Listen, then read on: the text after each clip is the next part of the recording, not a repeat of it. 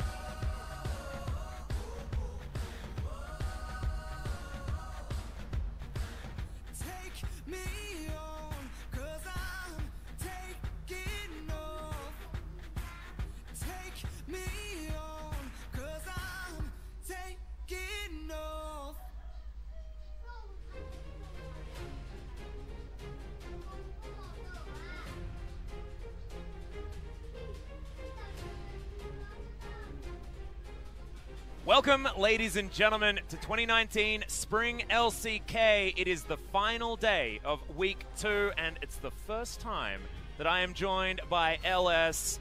Very excited to finally have you here. Missed the first week, but now we've finally got you, and we've got DAMWON versus SKT as well. So you started off a little bit slowly yesterday, you know, they were very, very fast games. Now, hopefully, we've got a matchup on our hands. And then after, we have Gen.G versus GreenWings. We could be here for a very long time, LS. We certainly could. We certainly could. So we went from the quickest night possible to potentially the longest night possible. But, I mean, I don't think that SKT versus DAMWON will be slow by any means. No, I don't think so either. So, SK Telecom and DAMWON, I'm expecting some pretty explosive games. We're going to see if SK Telecom can actually keep being dominant and try to keep getting wins. There's a lot of hype around this team, and I'm just excited to get to watch them again here today. Yeah, absolutely, and especially after coming off a loss against Sandbox Gaming as well, because both of these teams, you know, you've got DAMWON losing to Griffin, something that we probably would have expected, but probably not to the level that they got smashed against that squad, so still wondering where the power levels are, because Kesper Cup showed us that SKT have a bit of a problem dealing with DWG Gaming, but you can see Griffin not having any problems at all. +8, still haven't dropped a game here in the LCK, and Sandbox, the massive surprise, only one game loss, and that was against the SKT Dream Team. Yeah, and SK Telecom today, there's so much hype around this team. They have the superstar lineup. If they can bring down DAMWON here today, I'm sure that'll reinvigorate a lot of the fans that are thinking that SKT is supposed to be one of the contenders for first place this split.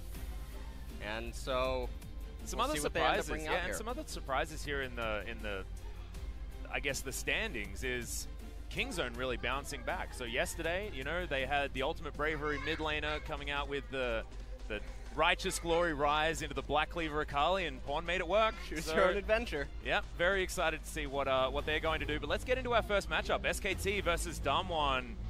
Kesper Cup wasn't a great story for SKT, but now they have a chance for revenge. And who will bounce back today after both of these teams failing earlier in the week? Yeah, and I really like the highlight point of Khan versus Nuguri up in top lane. That's going to be a potentially very explosive matchup. Lots of eyes should be on that lane, because Nuguri, he can run away with the game, and so can Khan. That being said, I feel like Khan hasn't necessarily had the greatest start to the LCK on this squad. He's been overextending sometimes, not having great experiences even in games that they won. I mean, he was the famous 1,000 bounty rise that was 0-2-0, if you remember. And it just hasn't necessarily been that explosive Khan that we're looking for. But you can see SKT still doing great when it comes to the stats. First in damage per minute as a team versus 7 for DAMWON. DAMWON have been winning and getting damage down when they need to, but not necessarily overall in the laning phase having all of that dominance. It's the late game, it's Nogri getting his Vladimir towards those big numbers that we're looking for this squad.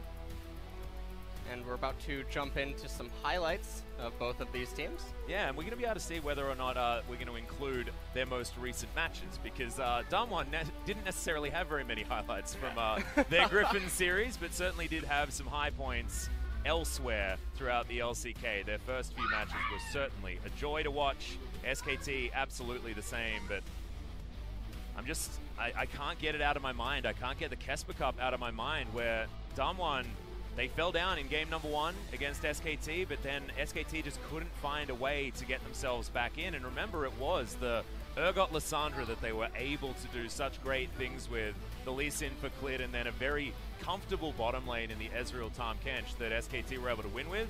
And as soon as DAMWON threw a wrench in those works, there wasn't anything that SKT could do about it. It looked like they just had no way back into the series. And I feel like draft is going to be very, very important for both of these teams, especially SKT, because their last draft did not look great. As we get into some of these highlights, Clit finding some early game power on the Nocturne was definitely exciting. Yes, and Faker on the Urgot, Clit on the Xin Zhao in this clip here, getting a kill onto Dove. And, you know, you mentioned earlier about how important the drafts can be, and SKT has been sort of all over the place with some of their drafts. Yeah. And I believe this is one of the last matches on 9.1. This might be one of the potential last chances that we get to see Faker on Galio of some sorts. So we'll look forward to seeing if that ends up coming out. Well, their Galio compositions have looked very, very good. You can see this is one of those games. This was their first game against Sandbox Gaming, where they put all of the globals together and it just worked. And after that, it was just a little bit wonky from SKT. So if they can tidy that up, I think that things are going to go a whole lot better. It looks like a example of exactly the same thing that happened in our first highlight for SKT, but over the other side. Yeah. Right there, Nuggery. Getting that, and Showmaker versus Griffin right here. Tarzan and I wonder if we're going to be able to, if we're going to cut the clip here, as Chovy had a pretty good time dashing in and out. Yep, see, we cut the video. Don't worry, didn't flash back into that kill. It's fine, it's fine. All right, let's see them losing Infernal Control here. The highlights. Oh, dear. Well, I like that we did decide to go for the Griffin versus DAMWON highlights. You know, we found some moments to talk about because, I mean, that is the most recent examples that we have, and we do have Khan versus Nogri. This is exactly what we were talking about earlier on. Who's going to be able to carry from that top side of the map? Both of these players known for hopping on the Jason, doing some amazing things, but Nogri, I feel, has a little bit deeper of a champion pool of champions that he can just straight up hard carry on. His Vladimir, I think, needs to be banned, or SKT have made a mistake. Yeah, one of the things about Khan that's so interesting is I actually like to compare him to Smeb in a regard where Smeb and Khan, if you think back to a year ago, they were basically the kings of top lane, and now they're sort of looking like a shadow of their former selves. They're both still really good players in their own right, especially comparatively to other LCK top laners. But Nuggery is looking fantastic, and I think that he has a lot more hunger in him, and he has more to prove. And as you mentioned about the champion pool, that could actually become problematic for SKT. And it's also crazy because so many of these teams are playing around the bottom lane. SKT is certainly an example of that. The get behind Teddy seems to be a thing no matter where Teddy goes. You know, you can take Teddy out of Jinner, but it's still the same experience, I guess. You can see them walking out now. SK Telecom, of course, that's why we have a full house here in Lowell Park. Everyone wanting to get tickets for this one. Griffin versus SKT already sold out, I believe sold out in about 30 seconds, and this would have been a very similar experience. You're getting a little bit of a look at the crowd now.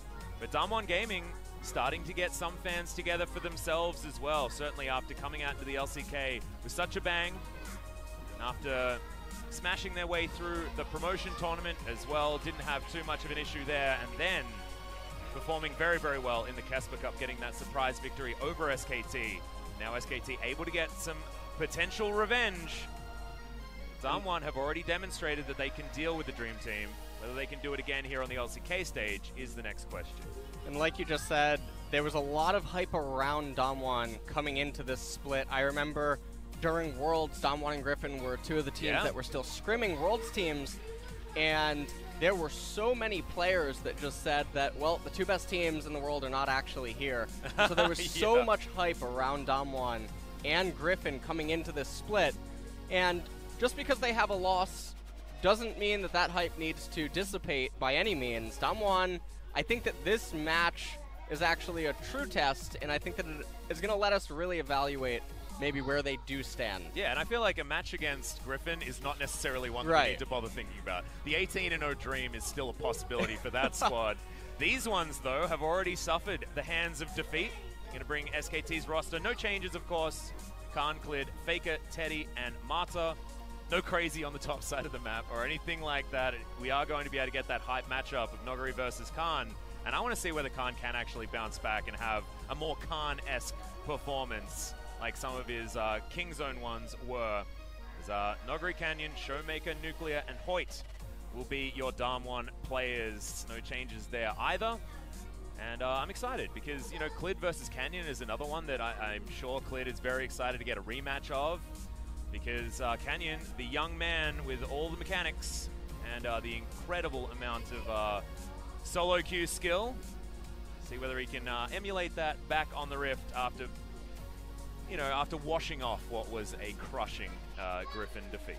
And it's important to note that DAMWON is starting game number 1 on the red side, and interestingly, when I think of DAMWON Gaming, I do think of Nuguri and Canyon. So that top half of the map is so important, and when I think of SK Telecom, the current weak link in my mind is Khan. So being on the red side, maybe they can get Nuguri a counter pick and then see where they can take that. Because that would be how I would imagine that DAMWON tries to bring down SKT. So, jumping into bans, expect Cassiopeia, Camille, and stuff banned away. SK Telecom starting things off with a Vladimir. This is exactly what I spoke about before. If they don't ban the Vlad, it's a bad draft. But they've already done it. Successful draft already, LS. Nailed it. Got in there. Cassiopeia, like you say, of course, going to be banned away. We'll see whether the Aatrox is going to sneak through. We've seen a few more teams experimenting with leaving that certain guy up as the Rakan, also going to take a hit. And interestingly enough, DWG Gaming here in the LCK so far have only won when the majority of their wins are with the Xayah Rakan bottom lane duo. They're 100% win rate with it, and they played it 3 times in 3 of their wins. So SK Telecom's bans are more so focused against DAMWON than they are against the generalized meta right now. And Urgot being the final ban by SKT. DAMWON did ban Lucian. This does mean the Aatrox is alive and well. The Aurelia also up.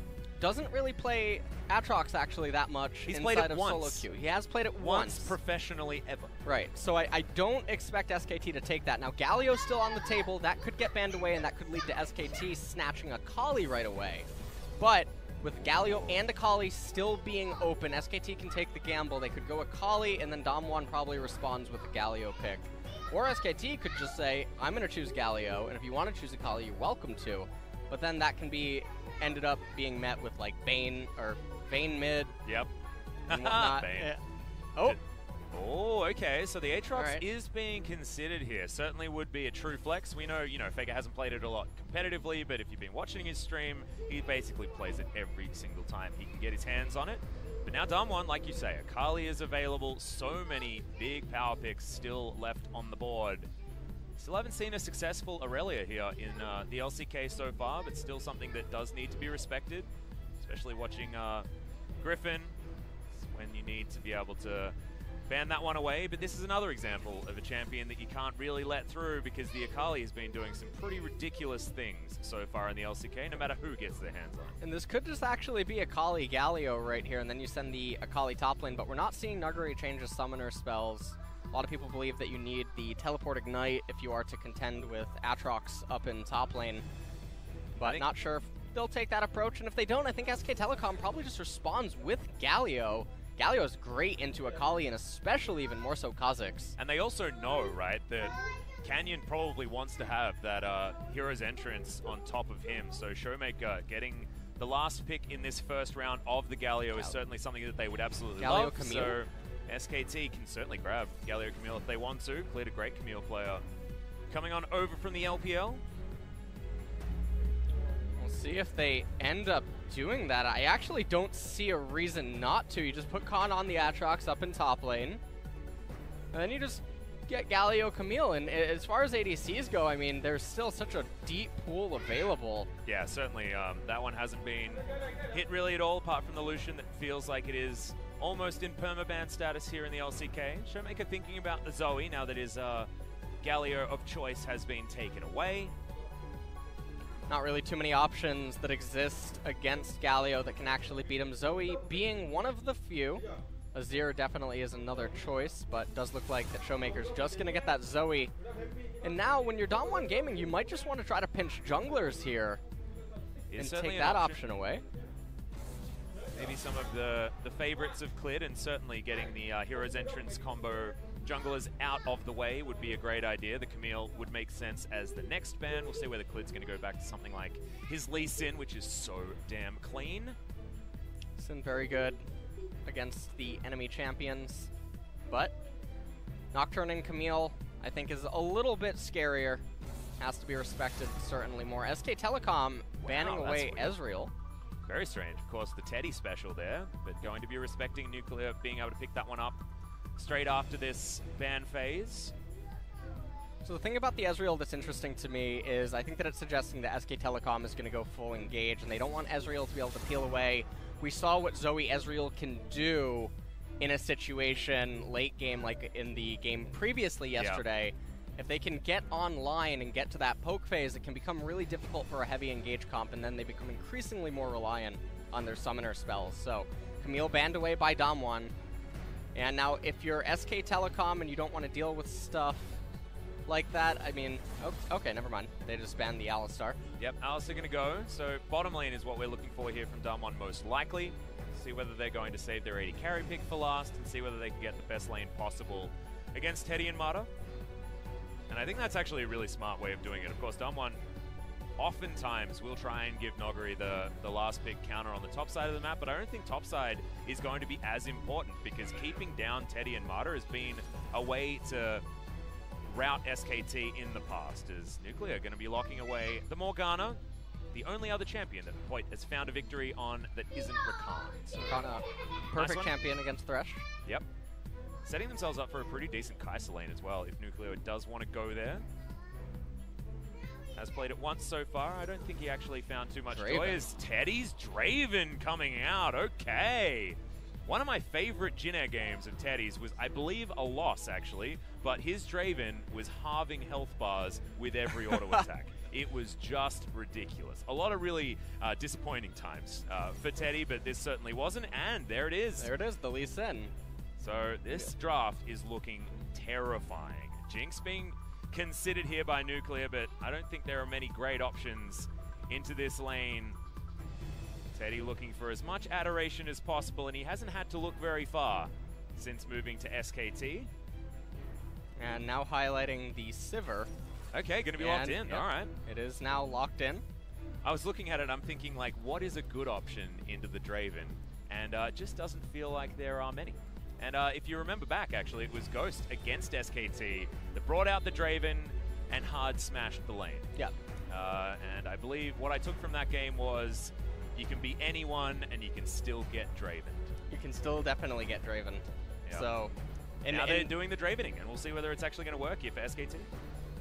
And so the DAMWON Gaming team composition's very interesting. They basically just have to weather the storm against SKT. SKT's champions are absolutely massive at 1 and 2 items.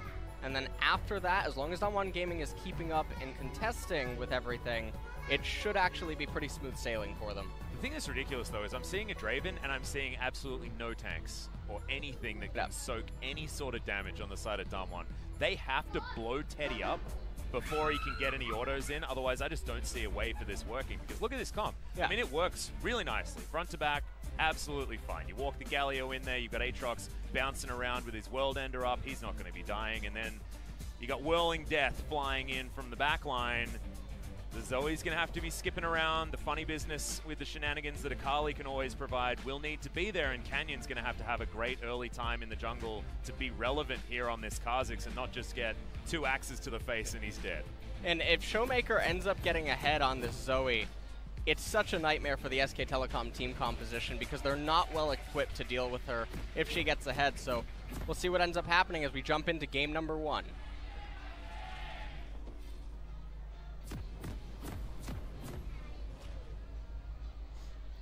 Aww, so sad. DAMWON, not with quite as many fans as SKT, but I don't think that there are many teams in the world that have more fans than SKT.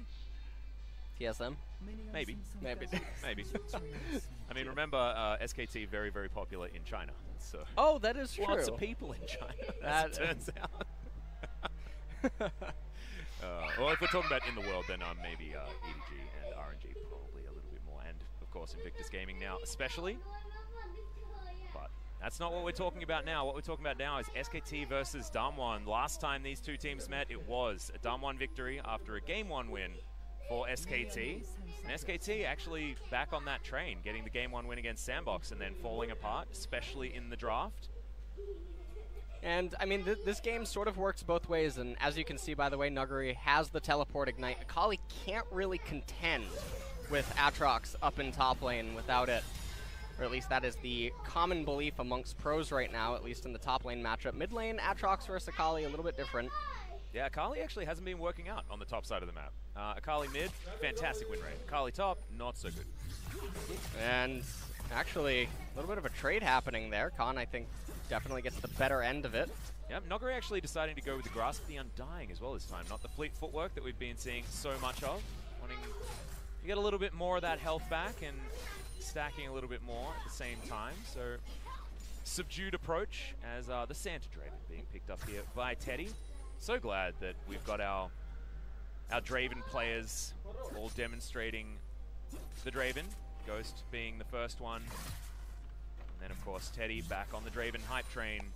We no longer have the Praven availability, but thankfully we've still got some Draven play. Everyone in chat sad. Reminding them that Prey is not playing. Mata misses the hook. Yeah, and Mata not actually playing with his skin as well, after getting some really nice trades in after that play. Noguri still just dancing around here with Khan, but that's what happens. You can't expect anything other than this from the bottom lane of SKT, especially with these champions. As what I was going to say is that Mata didn't take his Samsung Light skin, meaning that not feeling all that confident, does like to do it when he's feeling confident, as Khan cancels that auto attack, probably didn't want to, as Clid comes in, not going to look for the Q, as Showmaker a little bit too far away, both junglers not going to be finding any level 3 ganks at this point. It's really interesting to me that Clid tried to make that gank before transitioning into left side river. What's going to end up happening now is Canyon's going to have the first recall, and then he's going to get priority on the right-hand side of the map. And if you look at the bottom lane, Teddy and Mata is shoving.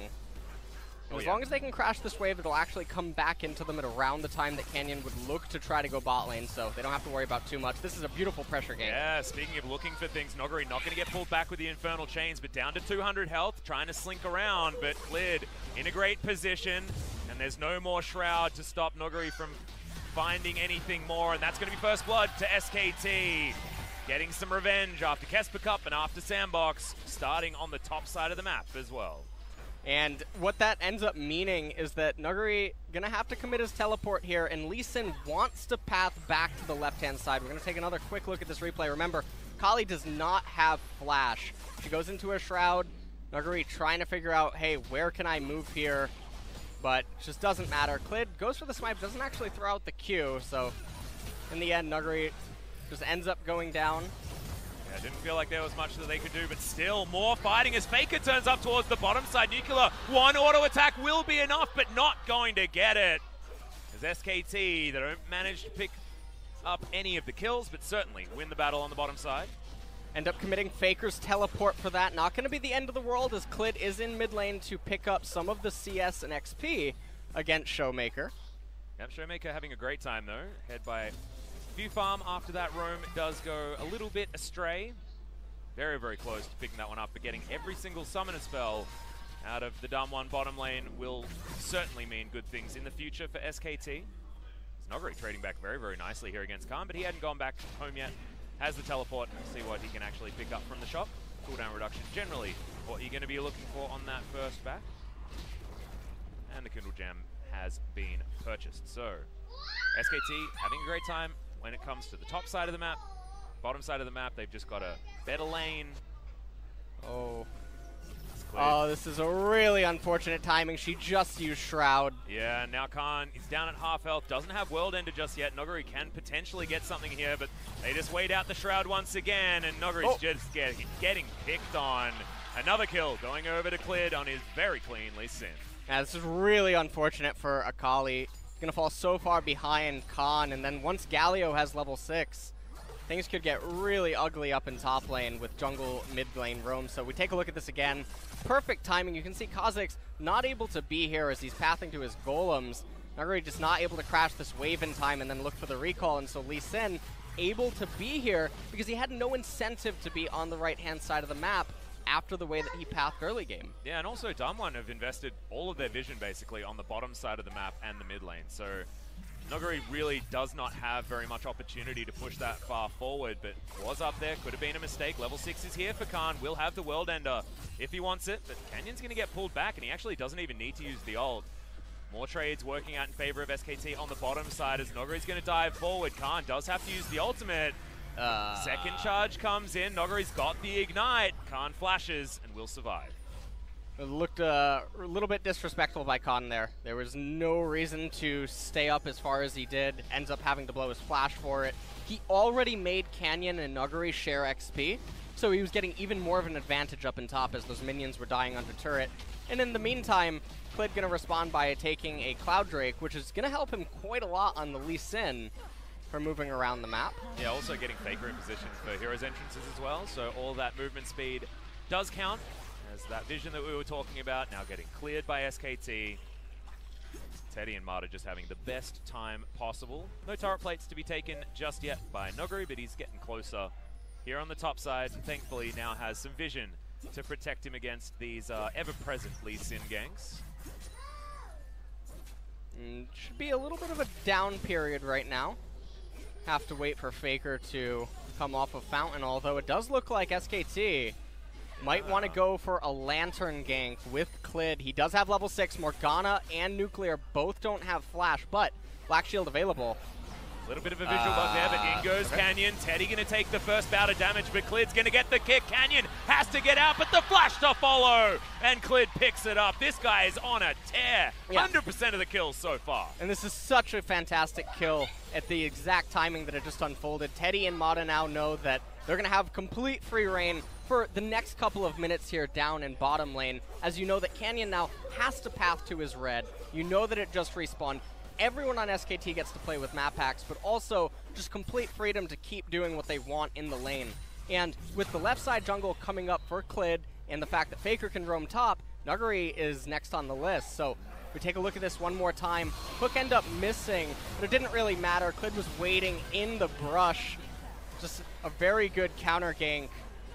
Yeah, perfect timing, and Marta getting the Lantern there just so that the Boomerang isn't going to be hurting the Draven. Pops out the heal, and Clid does the majority of the work. But now it doesn't have a flash available as Noguri. Khan just going to umbrally dash over the wall, and Noguri actually going in for more. Khan doesn't have World Ender, and he's just going to go down. Man, the ultimate only just coming back off cooldown. Khan probably wishes he had that little bit more of the cooldown reduction. And him going down there is a breath of fresh air for DAMWON as they get massive pressure relief, at least on the top-hand side of the map. And this is good as Aatrox wants to start pathing towards the right-hand side to pick up his blue buff. Well, top side of the map is definitely where DAMWON have been playing around in their victories, and now finally getting that kill onto Noguri. Not sitting on 0-2-0 anymore. Does have that CS advantage. Big CS advantage actually for Showmaker as well as Faker, like you were talking about, has been roaming a little bit more. He's only got that revolver, but the Zoe is getting towards a mid-game that can be very, very frightening. His composition, though, is going to be so hard for DAMWON to wield against SKT and what they've put together as well. I'm frightened for how team fights are going to work for DAMWON because they're so squishy against a Draven. What they're really relying on is later on in the game, Zoe needs to hit the sleepy bubble trouble, and they have to just try to make picks with that. But first, before we talk about that, we'll take a quick look at the replay. Nuguri goes right over the wall. Clid not able to follow with the Q, and then Khan decides it was a good time to try to auto-attack a ward. So It wasn't. It was, yeah. Spoiler alert, guys. It wasn't a good time to start auto-attacking the ward. Clid is going to be attacking DAMWON again, though, as Noguri not going to get infernally chained. But Shroud is down once again. Good knock up here from Khan as Clid makes his way forward. Lands the Q. That's what that extra range is going to do for you. And Khan picks up his first one. He doesn't even have to waste the R. He knew that Khan could end up picking it up there. And they're going to be able to easily convert this into a couple of plates. I believe, too, Nuguri does have teleport available and Shroud, but that's quite a large minion wave. You can see Canyon beelining straight to top lane, knowing that Nuguri is going to channel that teleport. Yeah, turret plates are going to get taken, though, yeah. Still a lot of caster creeps. Teleport probably not going to deter them here as Khan still has the ultimate available. They're actually just going to go for the dive now. Pulled back with the Infernal Chains, but Nuguri just picks up that massive bounty. And SKT biting off once again a little bit more than they can chew.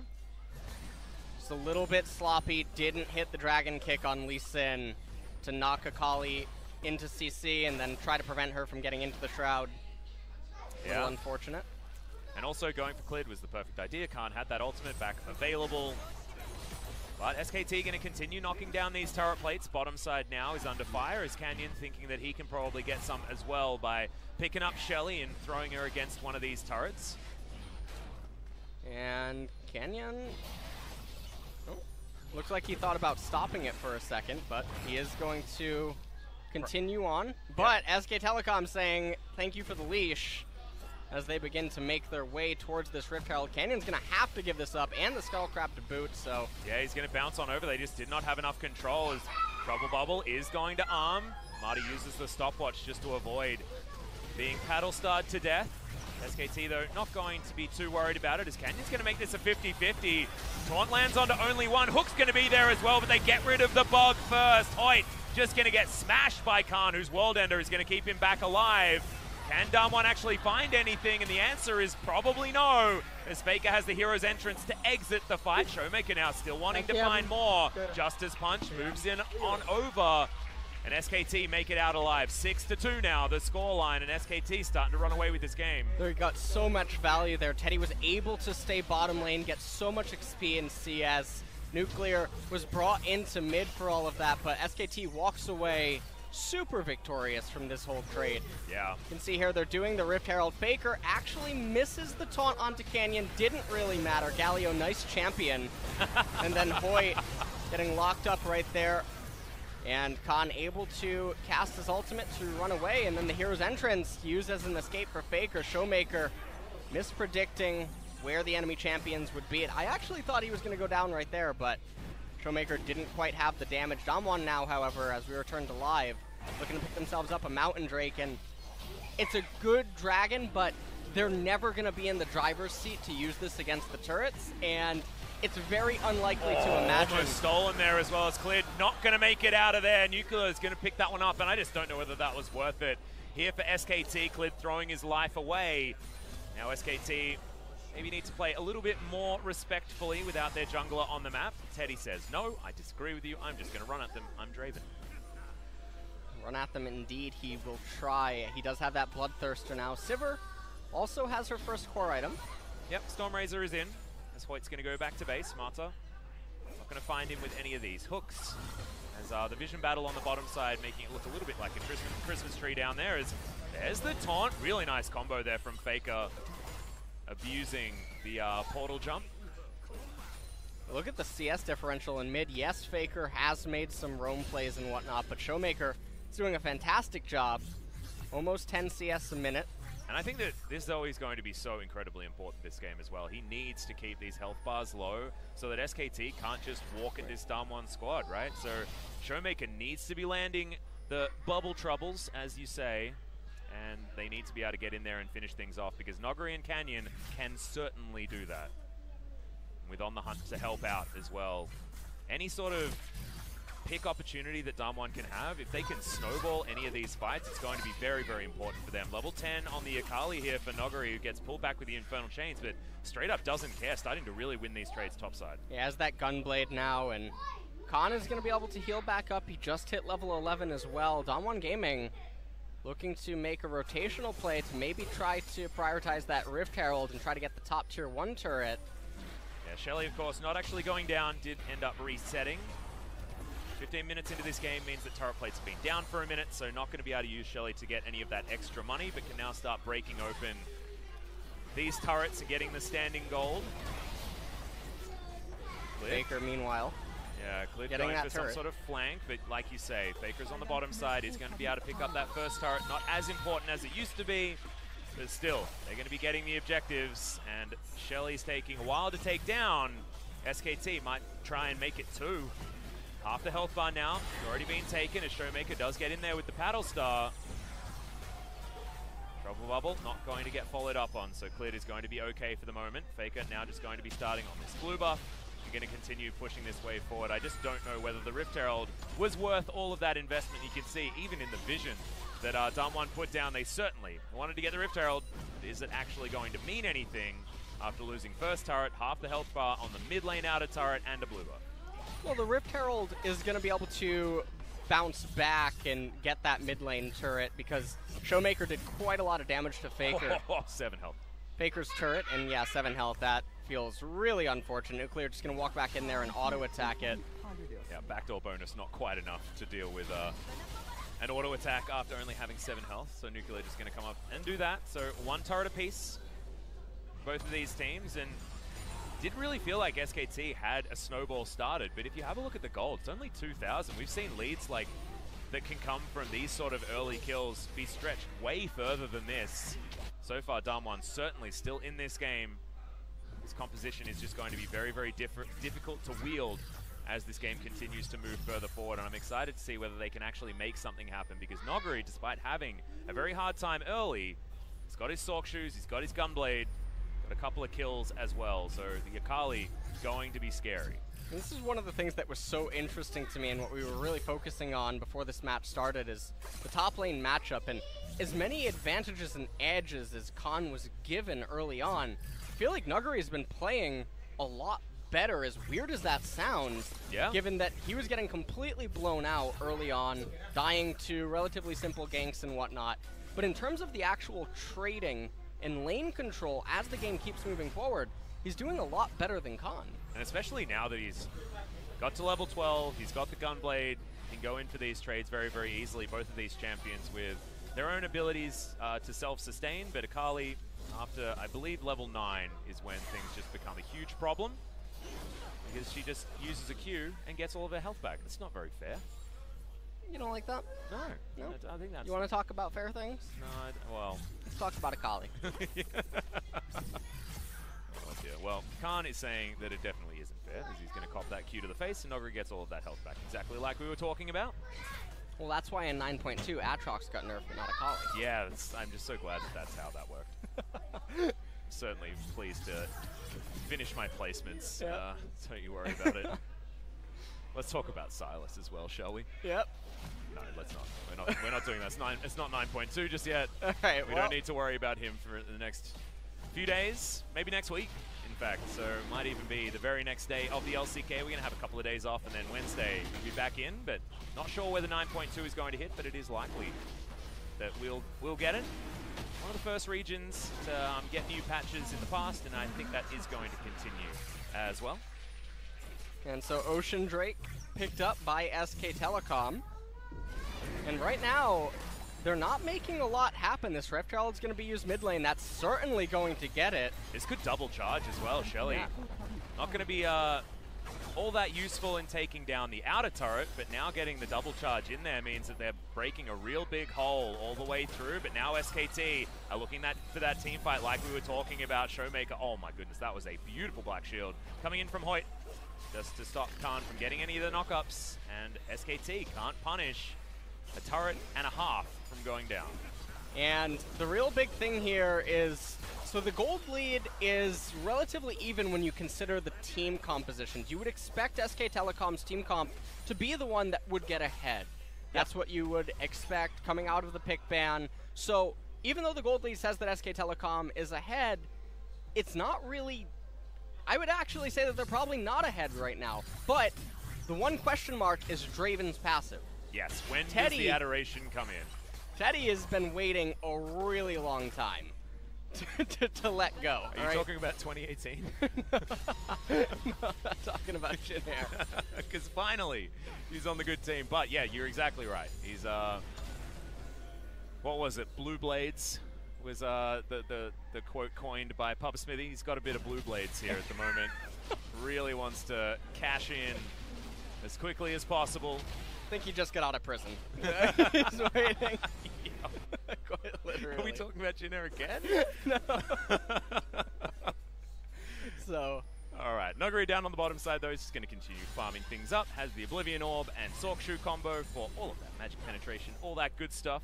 Call that the Showmaker special. I feel like it doesn't matter which champion he's on. He likes to build those two items. Doesn't quite have them just yet, but that's because he's beelining towards a really cool hat and a Luden's Echo. This guy's going to be doing so much flat damage with this Zoe, but doesn't have a lot of utility and doesn't have a lot of ways to keep herself alive, so Showmaker does need to be careful in these fights. But I'm just so glad that he knows what his job is, right? It's so important for him to chunk people out, so he needs to have a build that's going to allow him to do that. The death cap going to help so much, especially at all the sieges, and if they end up securing the second Mountain Drake, it's going to help a lot with the Baron as well. Yes. Helping his teammates shred that, and the second Mountain Drake is a really scary thing because we're approaching that part of the game where Teddy has not turned in his passive stacks. He doesn't have that gold yet on Draven, and it's a very real possibility DAMWON could win a fight. Well, there's the play. It's a nice Black Shield once again, but off to the side, Whirling Death. Not going to be able to pick off Canyon. DAMWON looked for a catch, looked for a fight. They got a lot of health bar from Faker, but that is about it. Not the best turn of events for SK Telecom, as DAMWON Gaming now are the ones in the driver's seat. You look at the top lane for them, it's beautiful for DAMWON. They're going to be able to allocate that gold into a carry as soon as they're done having this standoff with SKT in mid lane and everyone's just going back to retreat. So SKT losing out quite a bit on these stalemates that are happening. Well, speaking of which, Khan just having a bit of a tete-a-tete with Noguri there. Nothing going to eventuate from it. Honey fruit going to be collected. Showmaker, he's got to be landing these trouble bubbles. He's got to be landing these paddle stars. Because now we've got Faker back with a full health bar, and we've got a turret that he really wants to take down. And SKT now looking for the dive. Canyon not going to get tagged up by that. Q is cleared, comes on over with the safeguard, and they will lose this turret. SKT just brute forcing. That's what this comp can do if DAMWON can't soften them up beforehand.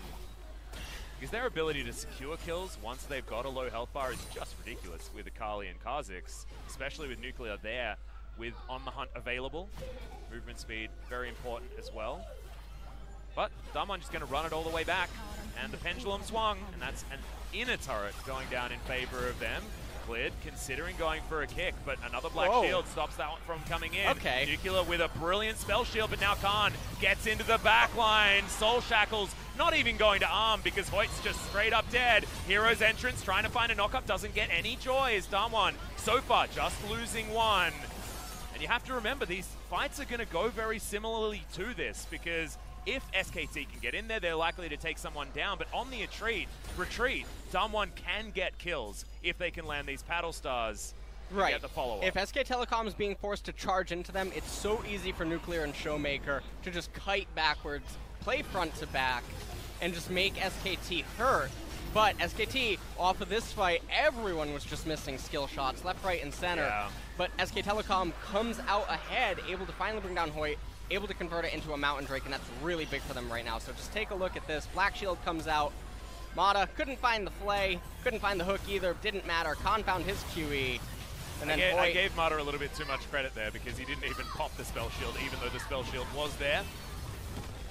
Faker's ultimate not doing anything there, and at this point, the fight was essentially over. Yeah, only one pick though, so that's better news for DAMWON Gaming. Mountain Drake picked up on the side of SKT, I believe, just after that play. So 3 dragons for them, 24 minutes into the game. Ocean going to be coming up next, not necessarily one that we really care about. No Infernals this game. But, I mean, we're going back to Teddy. This guy, he's got a lot of stacks, man. He is ready to cash in. He is ready. He also has a bounty on him. So, yeah. DAMWON is trying to cash in on him in many ways. Well, Khan going to dive on forward, but not going to be able to find too much more than that as Showmaker, some more buttons just going wide. That's not what you want to see. The difference between a DAMWON win and a DAMWON loss is going to be whether or not the Zoe is hitting her buttons. Right now, DAMWON probably just trying to stabilize a little bit. Maybe they want Sivir to complete her next item and Zoe to get another recipe item. But SK Telecom now, with that Mountain Drake, it's a very real possibility for them to threaten Barons. They can shred it extremely quickly. So any pick at this point for SKT easily converts into a Baron, where the same actually can't totally be said for DAMWON Gaming. I feel like DAMWON is like, Baron is probably one of the most risky things to start ever because it's going to do relevant damage to anyone who tries to tank it. They're going to have to sacrifice basically all of Canyon's health in order to get that objective down, so just go for the vision and deny it from SKT as best you can if you are DAMWON Gaming. Canyon getting ran into here by Clid, but control ward just going to be cleared out. SKT continue to have some control around this topside river. You can see so many control wards and regular wards just hanging around in the area, but at least DAMWON do have a little bit of vision of their own. One of the interesting things here for me is that also due to some of the poor side lane management of SK Telecom, DAMWON Gaming is actually ahead in levels, which is really bizarre. Nuclear has 1 level over Teddy. You could say that Mata has a level over Hoyt, but the ADC having the extra leg up is definitely the one that's more important. Yeah, and also very close to picking up that 3rd item in the Infinity Edge, or maybe even going straight for a Guardian Angel if Nuclear is feeling a little bit under pressure. But that BF Sword certainly, as soon as that is transformed into something, this will be a Sivir that we will need to respect. And Nuclear feels like he's had a free time over there as well. I mean, this is a 1-0-0 Sivir who got solo top lane outer turret gold. Like, this guy's been having a great time. Yes, he's behind in farm, but that's just how it's supposed to go. Is now Khan winning a fight finally here against Noguri, but can he actually complete it as Canyon makes his way in, actually did pop the ultimate. No joy. Top laners just fighting. Little trade right there, and it was a good sense for Noguri not to commit too hard, even with Canyon in the back. Oh, but okay.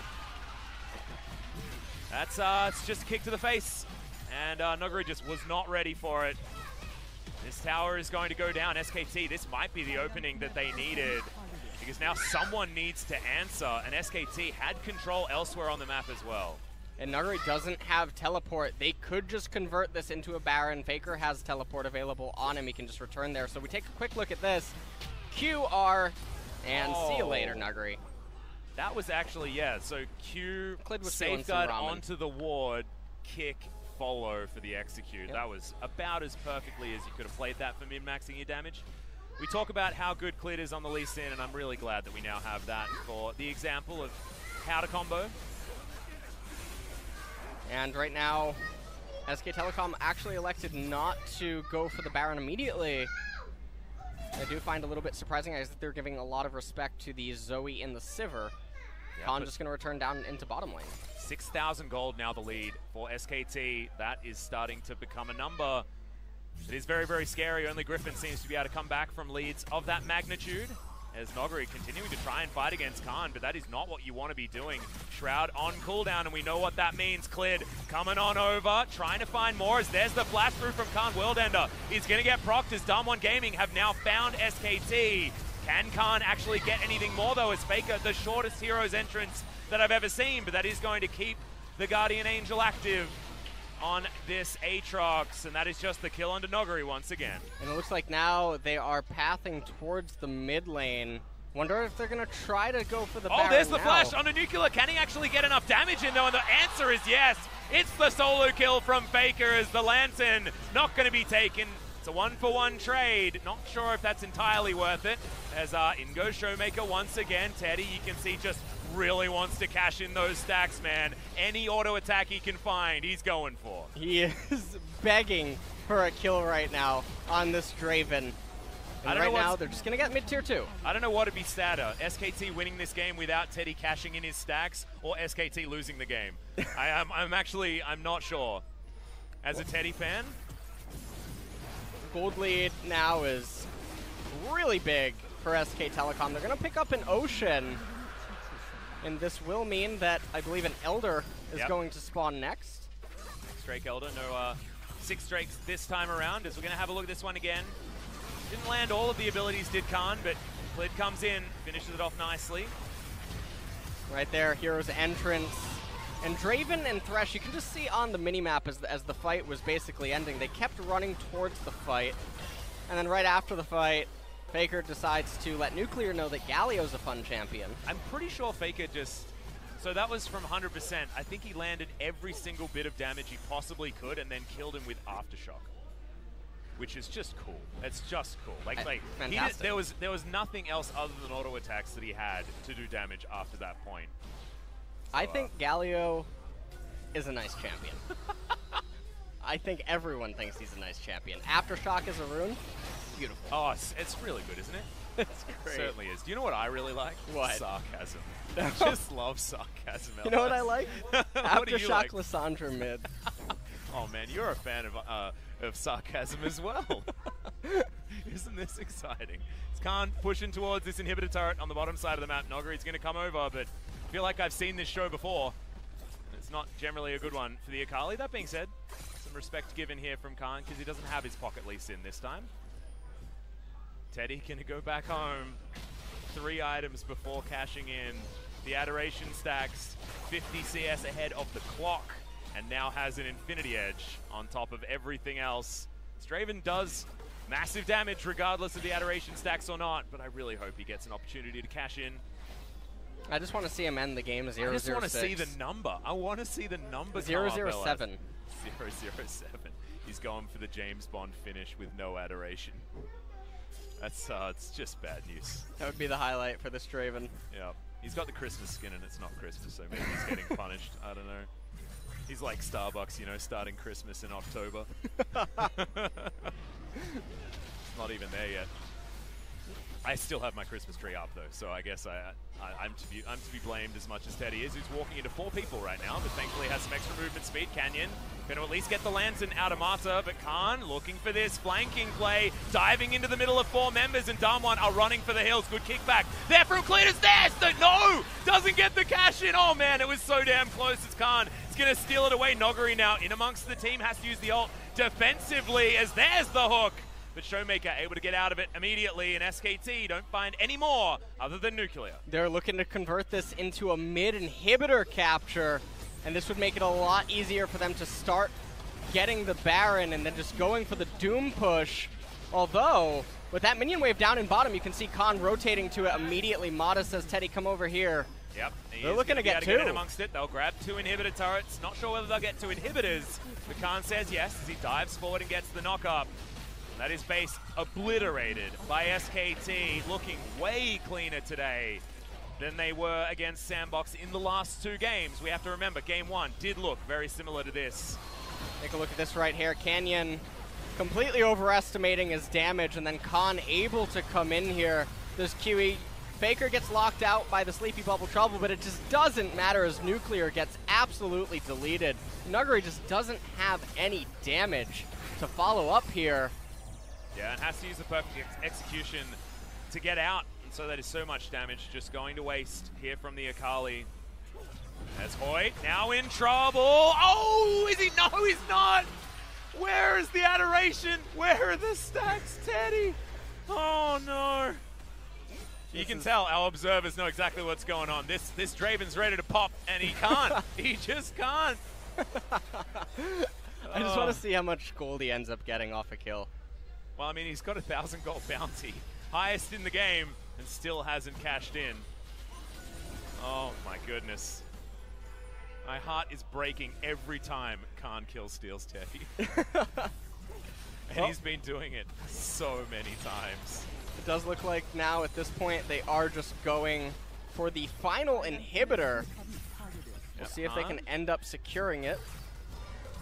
Showmaker's really got to actually start landing some of these skills because, yes, he's trying to deal with the minion waves, but seems like SKT just straight up doesn't care about it. So much damage with these spinning axes.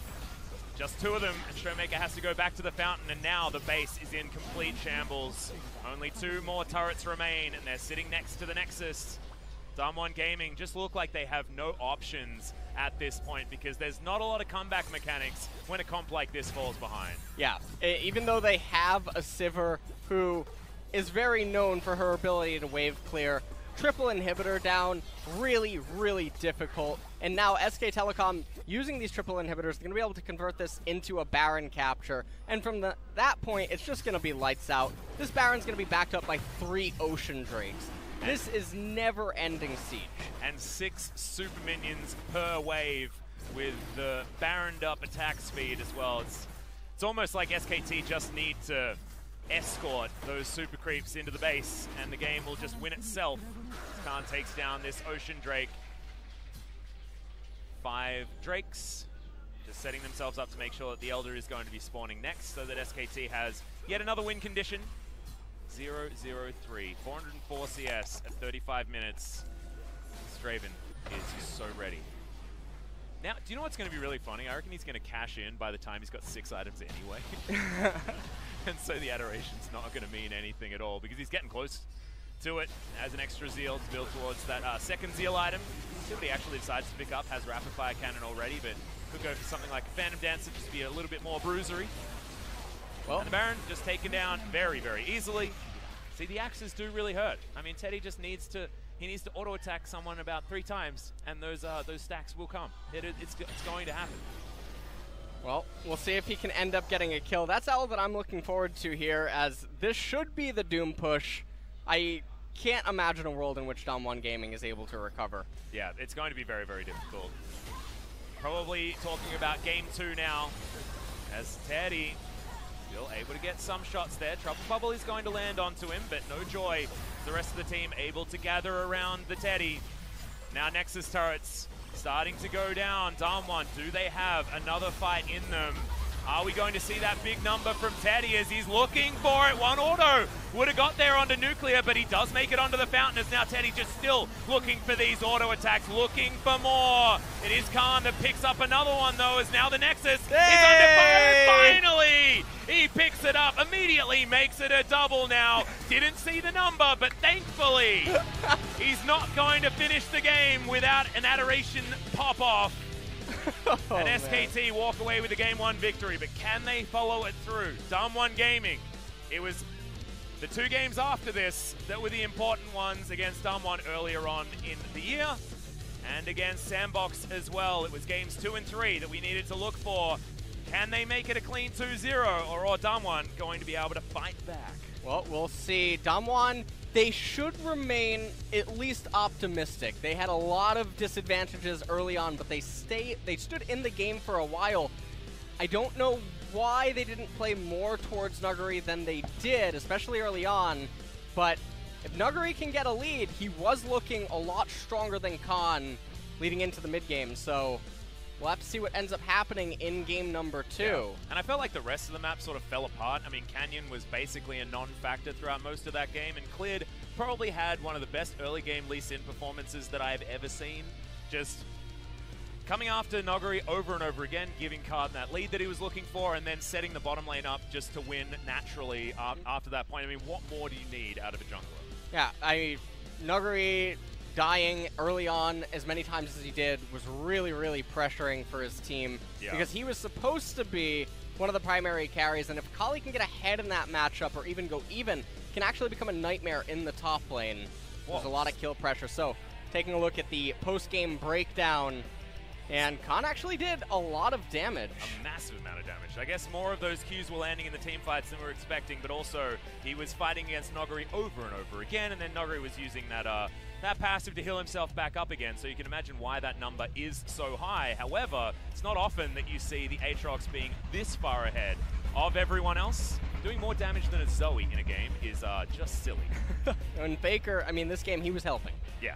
9.1. Well, I mean, that's, do 9.1K. you know the two champions that Faker has played so far in the LCK? Urgot and Galio. Sounds like fun. Just really doesn't sound like fun, does it? It's just not a great time for Faker there in the mid lane. But when things... Waiting for Lissandra. When he moves off there, when he moves off things like the Lissandra, the Urgot, or the Galio, it's not victories for SKT. So what will we see in game number 2? We are going to have a short break, guys, but when we get back, we are going to find out.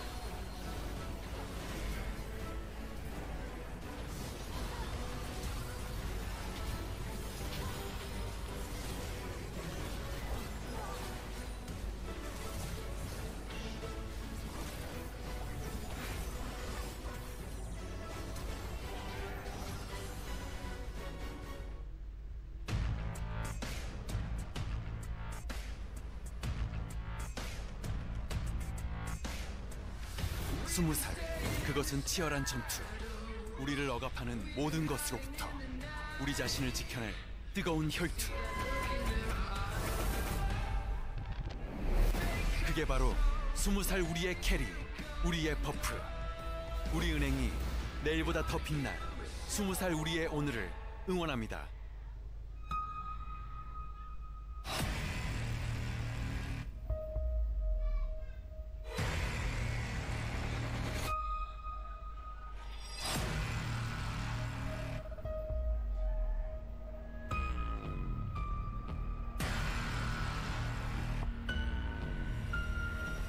This is for those who dare to stand up, for those who dare to make a difference.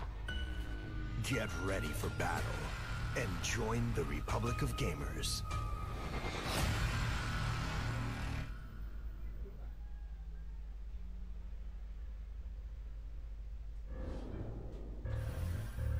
이 혹독한 훈련에서 살아남은 의자만이 CDG의 의자가 되니까.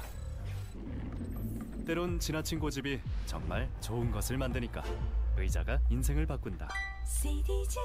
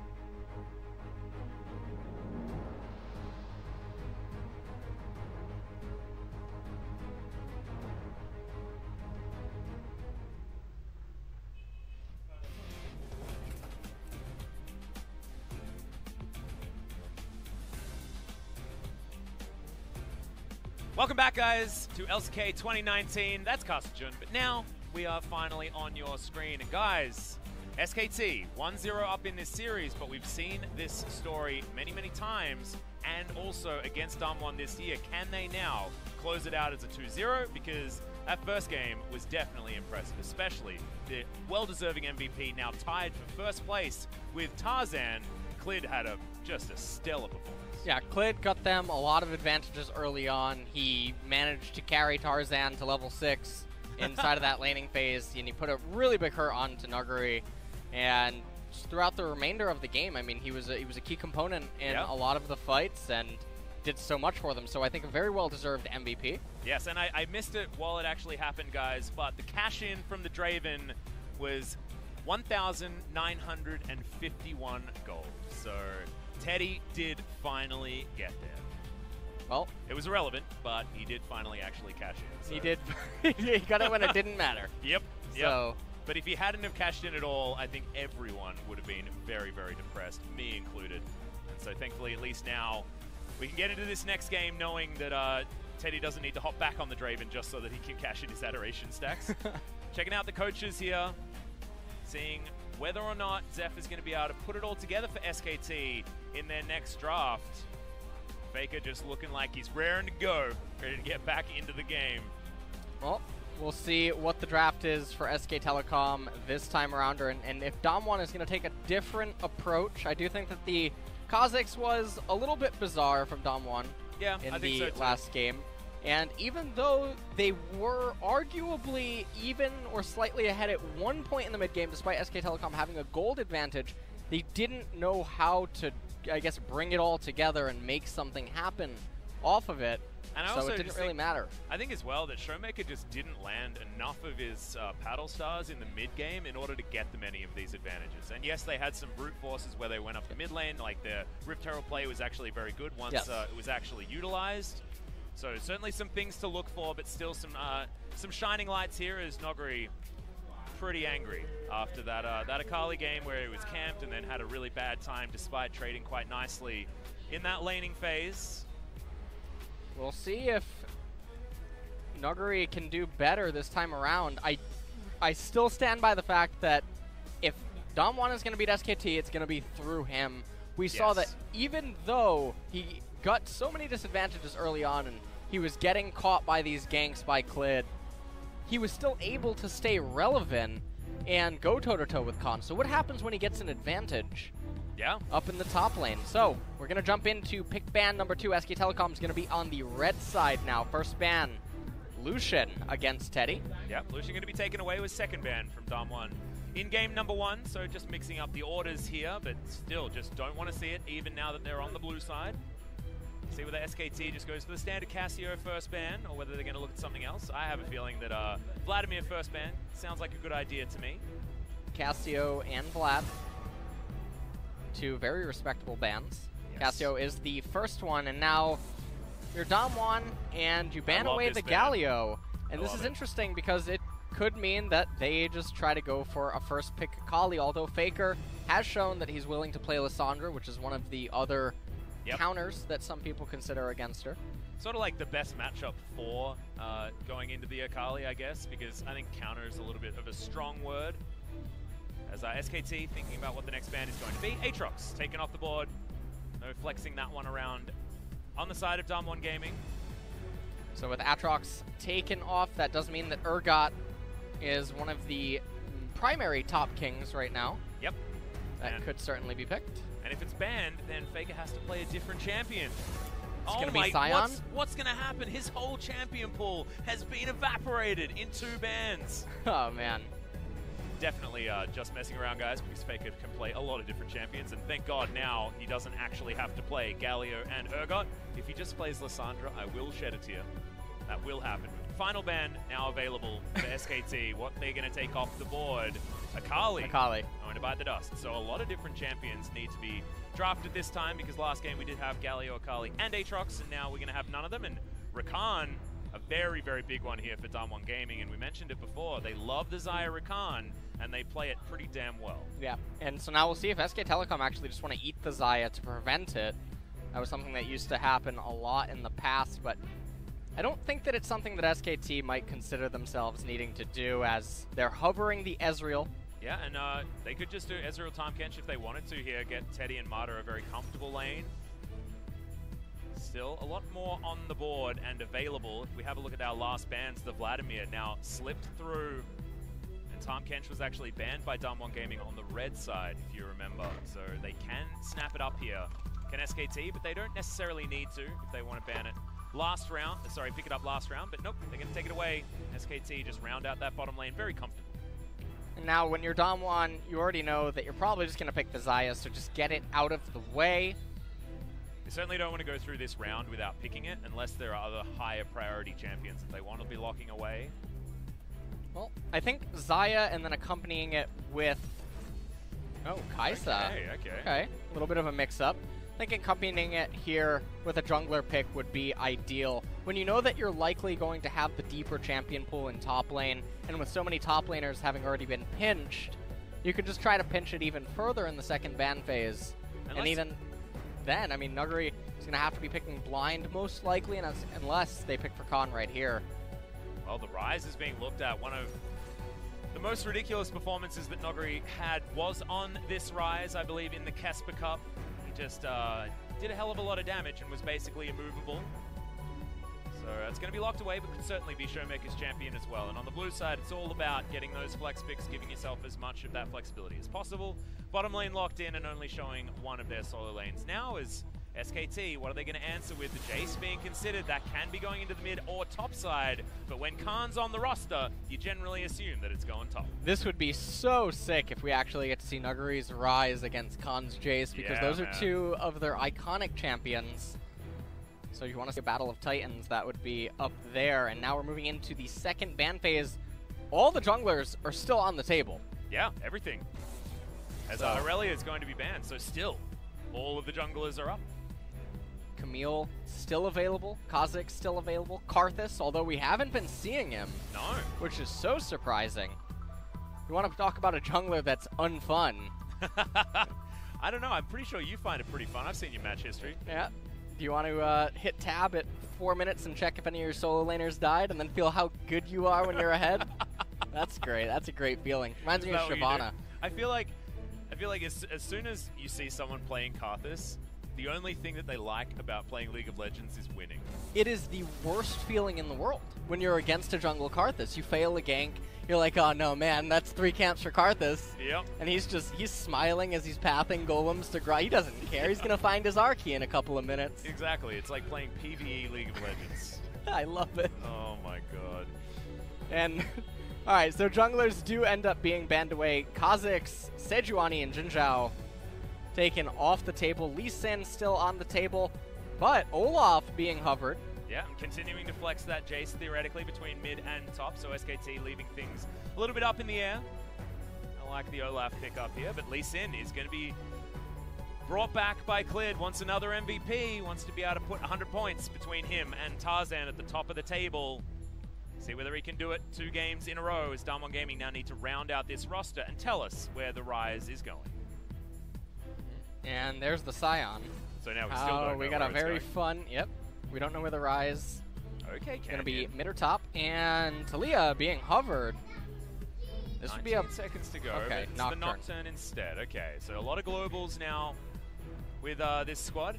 Theoretically, you can have everyone just rushing in on top of whoever gets caught out, because you got a big steam train with the Scion. But we were talking about this before. We recently saw, of course, Bjergsen picking this one up in the mid lane for TSM, but no, going to be moved away from as now Faker just going through that champion pool, figuring out what he wants to play, and Corki going to be locked in.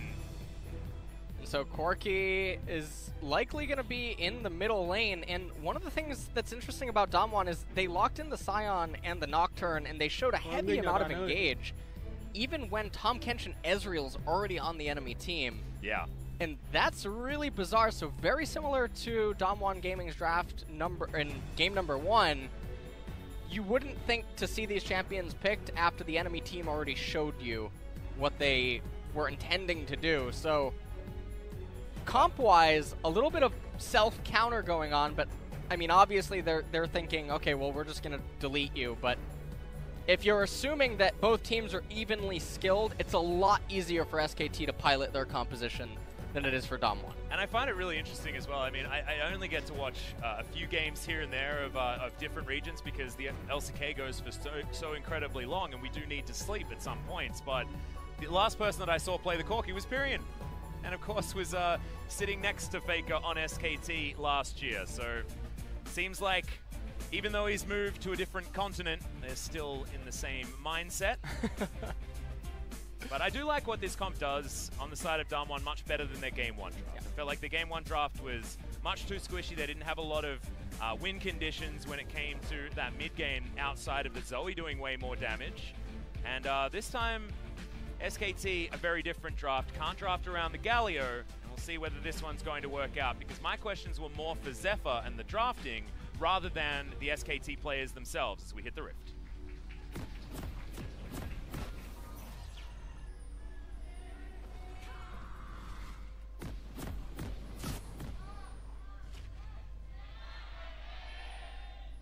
Alright, SKT fans going second this time around, so at least we're coming in with some more yelling. As Noguri has the right Scion skin. Lumberjack Scion definitely the right Scion skin. As Khan and Mata getting the curl around. Noguri might actually have to flash here as Canyon going to turn up a little bit late. Flashing a little bit late also, but will survive as they respect the potential damage of the Nocturne, as now Faker might be overextended. Void comes in, but only down to about 200 health, and already people getting frisky as Teddy has to flash very early. Oh my goodness. Okay, guys, calm down. Yep.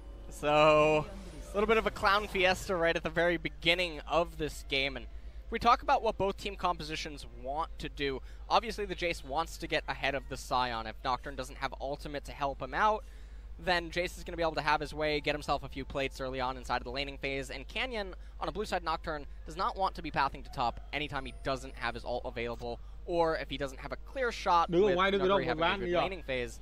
I think Noguri's going Battle Scion as well. He's taken the Comet this time around instead of anything a little bit more defensive. And Khan, he's going the full investment build with the Kleptomancy, as you just saw. So he's trying to abuse the Scion. This Scion might hit back a little bit harder than the others that you may be used to.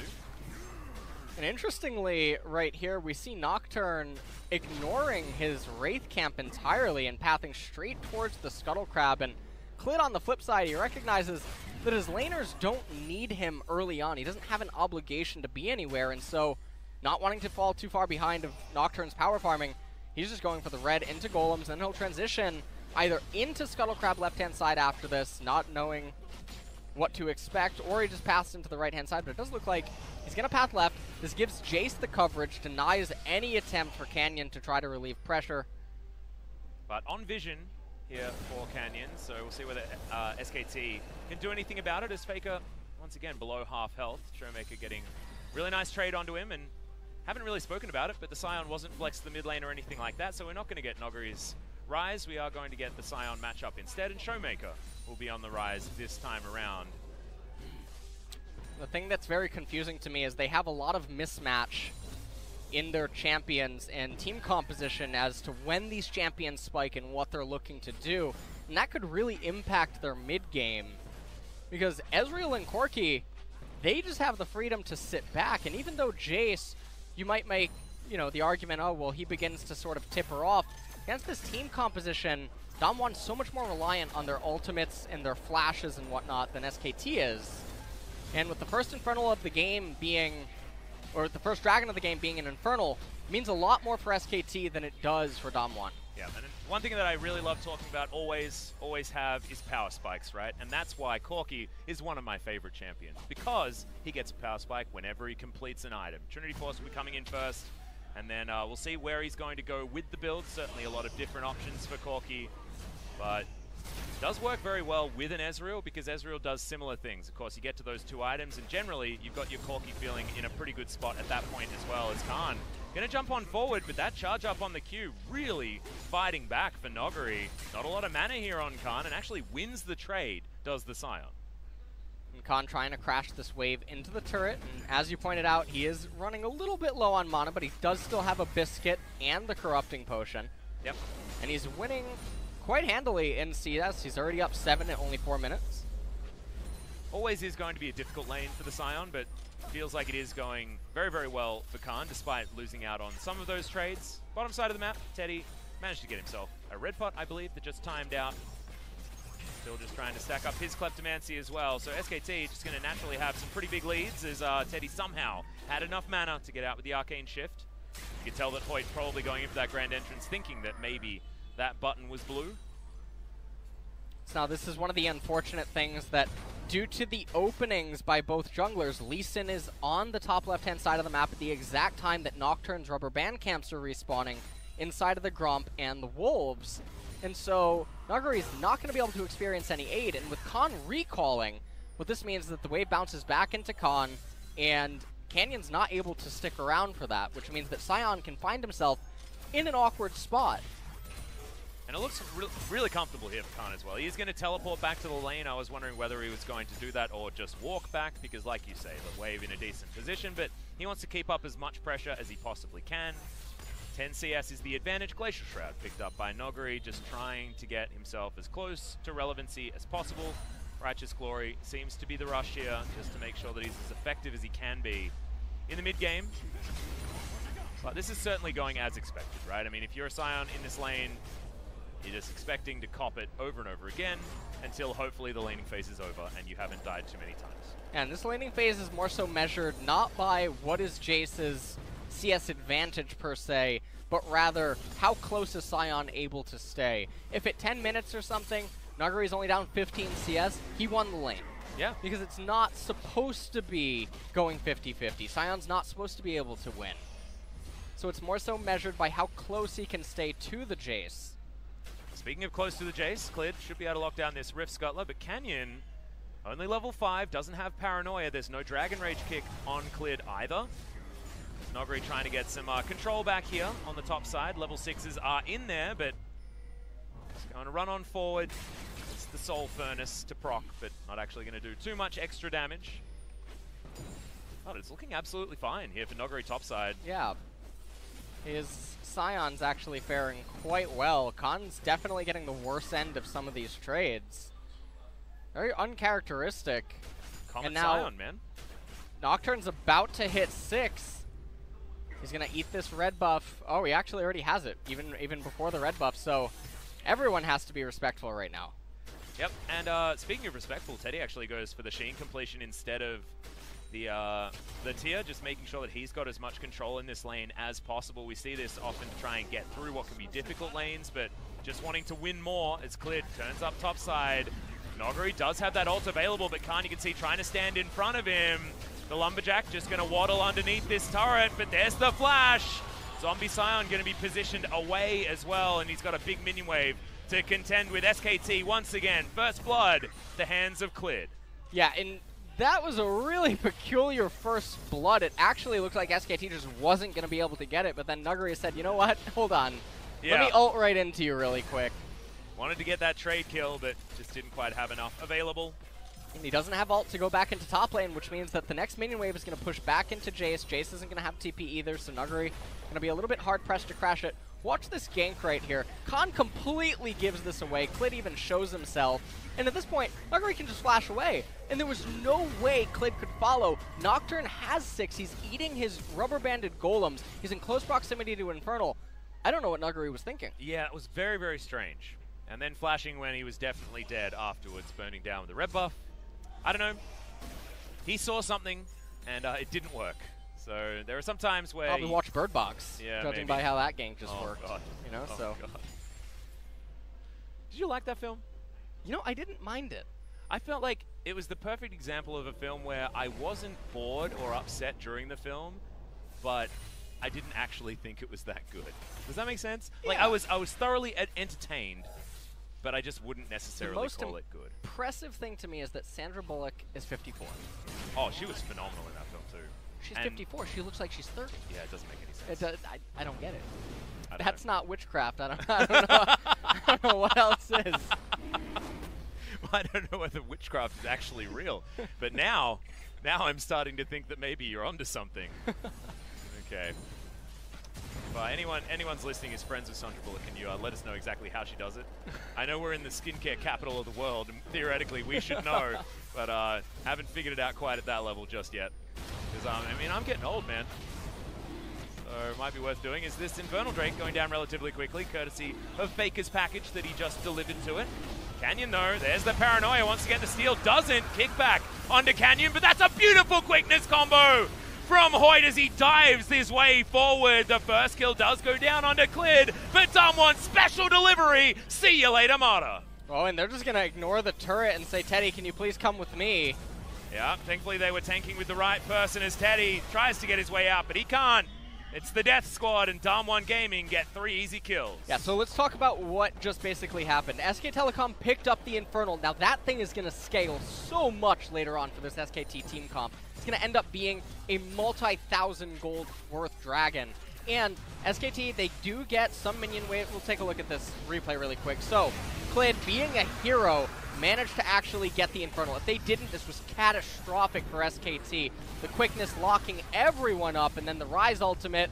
Nuguri says, hey, I'm helping. Yeah. Managed to get right into the portal. I mean, he is the train driver, so generally getting into the train is something that he's got some practice in. As our Showmaker flashes just to secure this one onto Teddy. So right here, they got 3 kills and SKT got 1, but you have to factor in the minion waves that SKT is getting in mid lane and top lane, as well as the XP and the plate. Yep. So even though on paper it looks, wow, really cool, DAMWON Gaming just got 3 kills and SKT only got 1. SKT won out through all of that. And you can see it in the gold. 1300 is going to be the lead here for SKT, and they know it. Only 3 left on those plates in the mid lane, 4 on the top side, which is exactly why this lead is there. And the Infernal Drake, it's massive, especially this early on as well for all auto attack based champions. Oh no, the Corky Bug is back. What's the Corky Bug? Bub? The permanent Gatling gun. I love it. You love it? That's my first time seeing it. Oh, it's not great. He's very happy. Do you remember the Constazonias? No. It's like that, but worse. As here we've got a fight on the bottom side of the map point once again. The quickness perfectly positioned as Mato's trying to get the Devour in the right spot as Teddy just throws his ultimate in the wrong direction. Trying to farm. He should be able to get out of here, but nope. Nuclear just going to get it. Double kill comes through for the Kaiser, and this has gone from bad to worse about as quickly as you can possibly go. And the quickness able to make that go very quickly. And right now they're going to be able to actually get first turret in all the plates on bottom. SK Telecom, they're going to be able to respond with the Rift Herald and Khan as well. I mean, still 2 minutes remaining. Definitely on the plates. Khan's going to be able to get himself a lot, and now they're going to summon Rift Herald in mid lane, so fireworks are happening all over the map. Yeah, and they've also made sure that they're going to get this tower on the bottom side as well, as Teddy teleported up there, so Shelly gets in through, and look at all of these turret plates. It was actually SKT that managed to get our most perfect game that we have seen so far, which is all of the turret plates and not losing any yourself. So they are very, very good at smacking down these turrets. This time, though, they do have to sacrifice bottom side, and they're losing out on these trades. The engagements are where DAMWON Gaming really are excelling. So this game, as a layman, like you say, you look at it and you think, DAMWON, oh, they must be winning. 5 kills to 1. They're getting these team fights beautifully, but SKT are being able to rake in the gold a little bit more quickly. Having double Kleptomancy also helps on that one, but you can see, wasn't a whole lot Mata and Teddy could do. Yeah, they were just a little bit too far forward, didn't respect that Canyon was there, and Clid, meanwhile, as he's taking the Rift Herald, doesn't have any intel on the blue side jungle. If they saw those camps up, you can deduce pretty easily, okay, wait a minute, these camps have been up for a while, Nocturne can't be here, and then Teddy and Mata can just back up, but DAMWON managing to punish their mispositioning, convert that into the first turret, got a lot of stacks, and they're keeping themselves in this game. They are. Still, all of the plates remain on the top side, but we've only got 30 seconds to go, so DAMWON going to miss out on that gold. You can see Faker making his way up there, very close to picking up his Trinity Force. Only needs to complete the Stinger and then get that 3-3-3 in order to complete that recipe. And that will be spike number 1 for the Corky with the Sork Boots and the Trinity Force.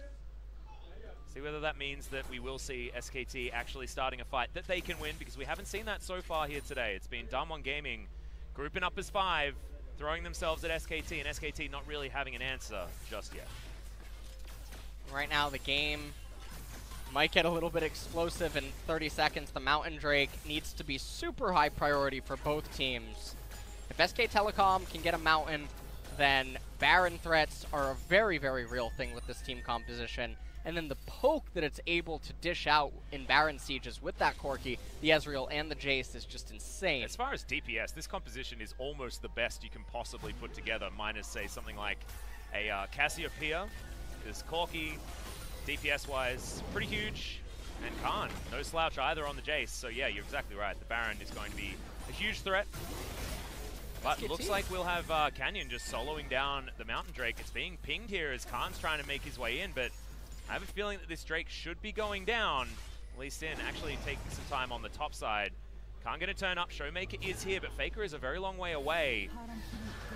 It's cleared, wants to get... Oh, the kick was perfectly placed, and Faker should be delivered this kill. Very easily picks that one up with that Trinity Force that's complete. The flash over, but the pre-flash comes in, and Hoyt guarantees that kill. Another one going over to Canyon as Khan steps a little bit too far forward. Trades happen across the map again, this time with DAMWON Gaming making out with the advantage. They got themselves the Mountain Drake. They killed Khan as well. He made a donation. And now Tier 2 turret going to be going over to DAMWON Gaming as well, as SKT look to respond with the capture of the mid-Tier 1. Yeah, and then after this, go down.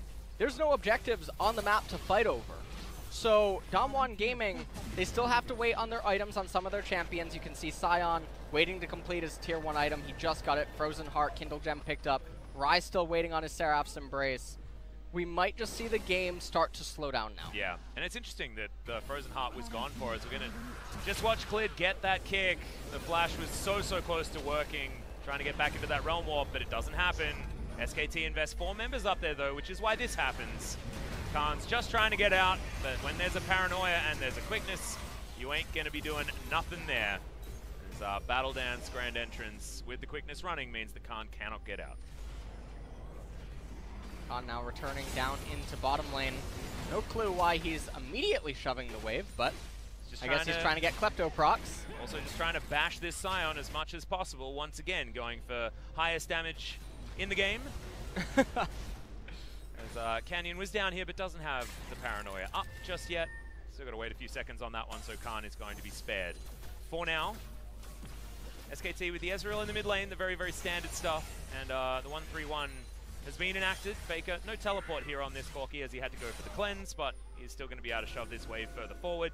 And Cleared doesn't actually spot out that ward, so standing on top of Vision, unfortunately. So Showmaker going to know exactly what's going on. Now understands that he cannot move forward, but still going to be in the wrong position. The mini stun of the kick into the wall, and there was no excuse for that one. Showmaker, you had all the information.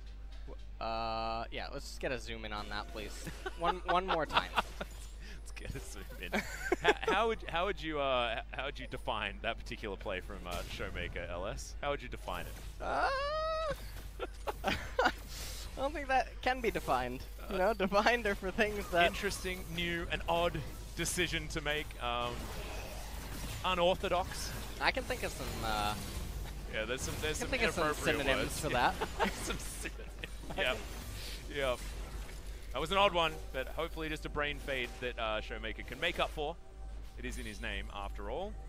Lots of vision, though, now going down for SKT. They're in all of the control. 2,000 gold is now the lead. It felt like the beginning of the game, DAMWON were able to find themselves some really nice fights, but just hasn't been enough to get themselves any kind of relevant lead or advantage. The Faker is now looking for what could be a rapid-fire cannon, as item number 2 was always what Corkis were picking up. Haven't really gone back and checked out what all the Corkis are building nowadays. I personally like Essence Reaver on Corki. I think it's really good. Being able to press buttons more often. Well, that does sound actually interesting. I haven't seen Corki in a very long time, so I'm actually not too familiar either. Coach, by the way. Yeah, so by the way. Just throwing that out there. BBQ probably not going to be playing. Corki. Maybe they should have been playing Corki because, as you can see, Faker pretty good at dishing out a lot of hurt, and that's not even 2 items yet. Well, Infernal Drake coming up in a minute. And if Nuclear doesn't recall right now, if he sticks around for another wave, he could end up being out of position. Speaking of out of position, Nuggery. Yeah, Nuggery might just be dead here. Does need to set up the train, but thankfully Valkyrie's going to be there to block it. That means the flash, and the Scion has to get out. Outer turret still up, meaning that he is going to be safe for the moment, but has to invest the Summoner spell and the ultimate. That Scion not going to be anywhere near as useful as he otherwise could have been in an upcoming fight. And Dragon coming up in 45 seconds as Showmaker. Here towards the top side of the map is Khan taking a lot of damage here actually, and Showmaker tries Whoa! to set up the Realm Warp, gets devoured, so that's not going to work, but does go 1-for-1 before the rest of SKT can arrive. And both of these players have teleport, and Infernal coming up in 28 seconds. That needs to be the main focus. That was fantastic by Showmaker. He got himself the turret, picked up the kill onto Khan, also drew Tahm Kench's ultimate out. Yep, and now has the Morellonomicon as well, so he's going to be even more of a threat. Actually, cashed in a lot of extra money. Seraph's Embrace was already transformed at that point, I believe, as well.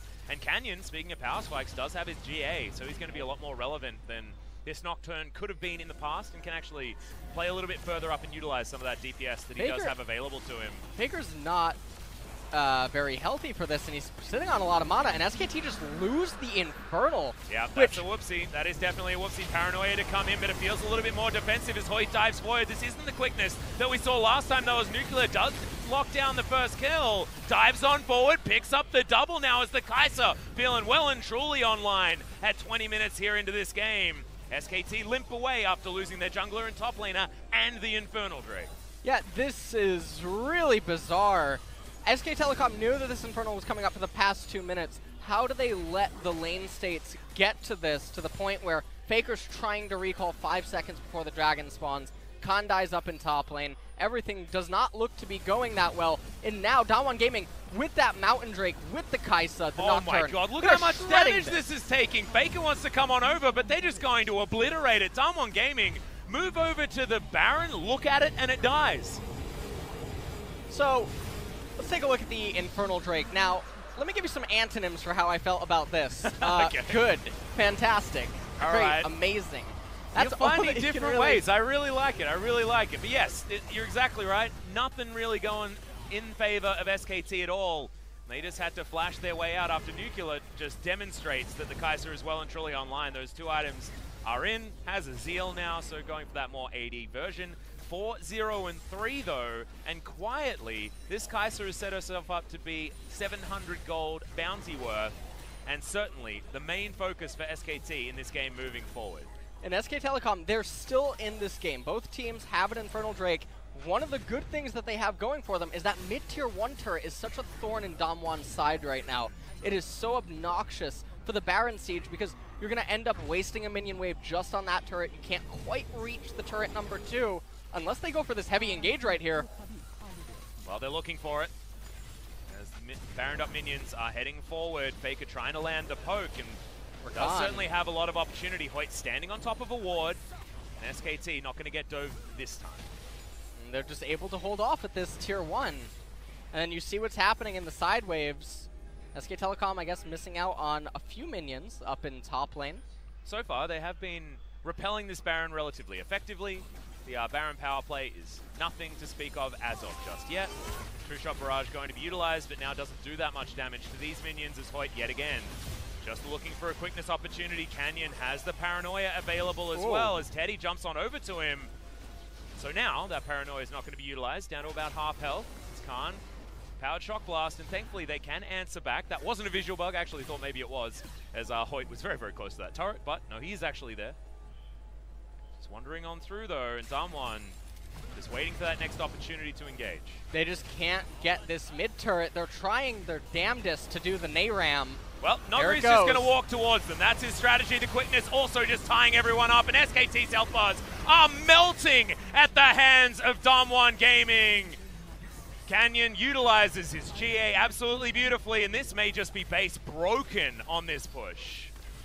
Well, Ezreal and Corki able to hold on, I guess, just a little bit, and there's no more minion wave. Now they're able to pick it up. They're going to at least lose one more turret here. That one's going to fall extremely quickly. Yep, that Rage Blade going to be stacking up. The Showmaker is preparing the top lane in a turret. And now that Baron power play looking much better. 3,500 gold. And that's actually translated into the lead here as DAMWON Gaming for the first time in this game after that Baron picked up that gold lead. And let's check out this fight yet again. Look at Hoyt. Hoyt's Rakan is so good, guys. That is fantastic engages. He's been the MVP of this game. Oh, he already is. So far. He's getting it. I'm putting down, that's my vote, even though we don't get a vote anymore. It is still my vote. And I hope he gets it. Faker only able to augment his build with another pickaxe. So he's going to be looking for the very standard Corki build of the rapid fire cannon into the Infinity Edge. Still does work out very, very well for the Corki, and 3 items is where you want to be as far as getting that maximum damage. But talking about 3 items, they're in for Teddy. He's got the Archangel staff stacking, but he's 0-2-0 on this Ezreal this time. And look at how far behind the Kai'Sa he is. Nuclear is massive on this pickup on the bottom side for DAMWON. And one of the other problems that SKT is facing right now is the level discrepancies between all of the champions. It's definitely another problem that they're going to have to come back from, and with another Mountain Drake coming up. Wow, we had Barons some in 2 minutes. real boring dragons in our first series, and now it's all Infernals and Mountains. We're getting the good stuff, even though my personal favorite is the Cloud Drake. I think movement speed is completely underrated. Big fan, but that's okay. These are the ones that these teams want, and DAMWON Gaming going to make it 3. As the next Baron, they're going to look at it, and it's going to be dead. It's basically what happened the first one, and I'm very, very frightened. For any Baron lovers out there, he's not lasting very long. In a minute and 20, assuming DAMWON Gaming can actually get the control around that area, because SKT have got all of the wards that they want around the back of the pit, can at least have themselves an avenue to get on over. This control ward's going to spot out Hoyt. Hoyt now knows where all of that vision is, so where they can actually get in there for that deep vision. Khan on the bottom side of the map just pushing this wave out, as Noguri will be in a great spot to try and get that engagement, but it's Teddy and Mata. Tom Kench and the Ezreal very, very slippery. They're not going to pull any triggers just yet. Right now, just a little bit over a 3,000 gold lead for DAMWON. They do have that Infernal to boot, though. And Seraph's Embrace, I'm not sure how close Teddy is to completing it. Khan has to be very close to the Guardian Angel. Yes. So hopefully going to be going back relatively soon to grab that. 3 items in for the Jace is going to be very important for this guy. And Lee Sin does have his Guardian Angel as well, so put off the Black Cleaver just to try and equalize on the GA count with his opposite number in Canyon. Baron going to be likely the final fight of the game. This SK Telecom team composition is very good at shredding turrets, but on the flip side, 2 Mountain Drakes for DAMWON. If they get a hold of another Baron, SK Telecom's team composition is a poke comp. Poke comps do not like Baron. No, they don't. But at least they do have a lot of DPS. I mean, Teddy and Faker moving towards their items, like you say. Seraph's Embrace, Transform, going to be coming in very soon. He's got a pickaxe now. I'm not sure what that's going to be turning into, but it's there. And Faker very close to the Infinity Edge, as you can see. Maybe Teddy just looking for as much bang for your buck as you can possibly get, because these next fights are going to decide it for SKT. If they can ever have time to stand and deliver on SKT's side, Teddy and Faker will rip someone apart. Now Hoyt has to use Battle Dance to get his way out. Grand Entrance, I'm sorry, as Showmaker maybe caught out here. Lots of damage availability as he's kicked in amongst the team. Does have the stopwatch, but eventually falls down. DAMWON Gaming can't follow up in time. They do end up getting Showmaker. He does have Teleport available, so depending on how long DAMWON can try to stall this, Baron's still a very real possibility. They did use Khan's Flash for that. They did get Showmakers as well. Cleared holds onto his Flash though, so when that kick comes back up, which should be relatively short time, we'll be able to Flash kick someone. As Noguri thinking about going for something here, as Hoyt was going back, but now has to stop it. It's a bit of a scouting cue there, but SKT you can see playing very respectful of what DAMWON are capable of. Still only 2,000 in it, absolutely nothing to write home about. I've seen quite a few videos to know where this was going, as Showmaker just overextended Showmaker seems to be the thing for this game. That being said, he's farming very, very well and is still doing a lot of damage. Now has that Spellbinder completed for the extra movement speed and burst damage. If he activates it, he's going to be one scary rise. But that was his stopwatch now, and that has been taken out. So not Zhonya's yet. That might mean that SKT will have an easier time taking him down if they can just jump on top of him with everyone. And all the SKT champions, they have their items completed. Yeah, this is spikes. a very good spot for them right now. Seraph's Embrace still on cooldown for Rise. Super big. Yeah, and it's now available for Teddy, like you were talking about. Infinity Edge done. So those item spikes that you're talking about, certainly a huge deal. Khan, even with the Last Whisper, as well as that GA that he was just about to complete the purchase of. So SKT actually are much stronger than they have been throughout this game. DAMWON need to get more of these incredible Hoyt engages. They're going to make this one work. At the moment, just bouncing around with his battle dance. When is the quickness going to come in? When is the engage going to be opted in for here from DAMWON? Because playing around the Tahm Kench's availability is going to be important, as well as Faker. Maybe a little bit too aggressive, but does have to use the cleanse to get himself out with the Valkyrie. True Shot Barrage lands onto Showmaker. Just getting a little bit frustrated as they're getting poked out just a little bit, which is what SKT's composition certainly has the availability to do. And Infernal now coming up in 15 seconds.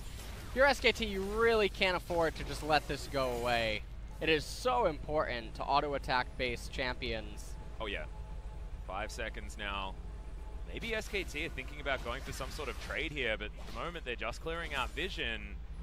And DAMWON will just get this for free. SKT just playing scared. Thought LCS ended. I'm not quite sure. Not sure what we're watching here, but they don't even attempt for Baron. There's no lane setup whatsoever. I was watching 100 Thieves earlier on, so I got a bit of SKT in that game as well. Thank you very much, Bang. I'm sorry. Yeah, I know it wasn't exactly the greatest experience for Bang. Oh. Oh, that's a lot of value. Canyon at least does have the spell shield. But keeping the Kai'Sa honest is certainly something that SKT wants to be doing. Okay, Hoyt needs to be hello. real careful. That last auto, not actually going to fire there from Teddy, but man, if he had to hit that W, that would have been most likely a dead Rakan. And Teddy now is feeling real good with the items that he's put together, and we know what Teddy can do on this Ezreal if given a long leash. I feel like the leash isn't short enough if you're a DAMWON Gaming fan. Well, I think that right now what we're getting is the early preview to the Gen.G versus Gen.G GreenWings. Seems to be. Oh no. Oh no. Well, I mean, this game, 32 minutes in. Come talk to me at 52 minutes into the game, and then I'll agree with you. We're just getting started. Hold yeah, on. exactly. This is the warm-up. Baker without teleports going bot lane. Hold on. He's got the package for the extra movement speed, does. though, LS. Okay. Not gonna. Is he gonna eat Bertha? I don't know. That's the Gromp on the right side. The other one's Agatha. That's Agatha and Bertha. Yes, A and B. Wow, they're just some really, really nice names there. You got to be careful making fun of people. I mentioned Ingrid as being... Oh, okay, fight's going to break out instead of Showmaker. I've seen this movie before. As now it's looking like it's much better for DAMWON Gaming. GA's in there, but Showmaker's able to fight back as now Khan just throws his life away as well on this top side. Faker has the package, but is it going to be enough here as there's the Realm Warp? Package comes in, but I don't know whether it was a great idea as now Teddy watches on in horror as the man in the mid lane is going to bite the dust, and SKT are well and truly routed. That's a clean ace, and DAMWON Gaming will break open the base. Yeah, and I'm pretty sure that this is just going to be the end of the game. They have a cannon minion here, Sion tanking, teleport coming in from Rise. I hope that he bought a Sork Elixir. And it looks like that we are going into game number 3. And what happens when these series go to game 3s for SKT? It's been a bad news story for SKT fans every single time. Hoyt on the fountain isn't even going to die, as the Nexus does, and DAMWON Gaming fight back. And man, SKT, I think you got to ban that Rakan this time around, because Hoyt was so damn good on that champion, getting the engages where he needed to, and Showmaker overextended multiple times, but that last time led to his team getting an ace and DAMWON Gaming winning the game. Yeah, SK Telecom this game looked very, very off. They were not managing their side lanes properly. They were just letting dragons completely go by the wayside, completely neglecting them. Khan looked very, very off. Nuguri was doing fantastic on the Sion into Jace matchup. And even though SK Telecom were getting themselves into nice spots and they got very good trades early on, it just didn't seem to matter. It was, no. I don't know what they were doing in the mid to late game. I don't think they knew. It was just super weird as well watching, like you say, Khan on the Jace having such a difficult performance because we're so used to talking about this guy as the god of playing Jace on the top side of the map. And it felt like Nuguri just had the easiest time ever on his Comet Scion, just going CS for CS on the top side and going double Kleptomancy and then really not capitalizing on it. That's why we saw so much of a gold lead at the beginning of the game for SKT, but it just didn't even really matter. Once that game got into the mid game, once these fights continued to go further and further in favor of DAMWON Gaming, just really looked like a rough time for SKT, despite the fact that they took so many of the turret plates. The early game was navigated relatively well, and then if you don't do anything in the mid game, generally you're going to lose a game against a team fighting comp like this, especially one with a Ryze that does so much damage. No, let's just take a look at the damage. I mean, the Lee Sin is virtually non-existent this game. Jace has a lot of damage. That's because he was always fighting with the Scion. Sorry about that. And the Corki, 15.1k damage. We saw at several points, Faker lit up people's health bars, but just didn't really matter all that much. And also, that's probably one of the lower damage values that I've seen percentage-wise for an Ezreal that we've seen so far here in the LCK. Of course, the double-tier Ezreal build, he just forks out a lot of damage, and he can do it from relative safety. But Teddy just couldn't. Honestly, it was just DAMWON starting fights whenever they wanted to. And Hoyt was just so good. I have a feeling there's a bit of a spoiler as far as that MVP that you're going to be seeing relatively soon. But guys, Game 3 going to be coming up right after the very short break.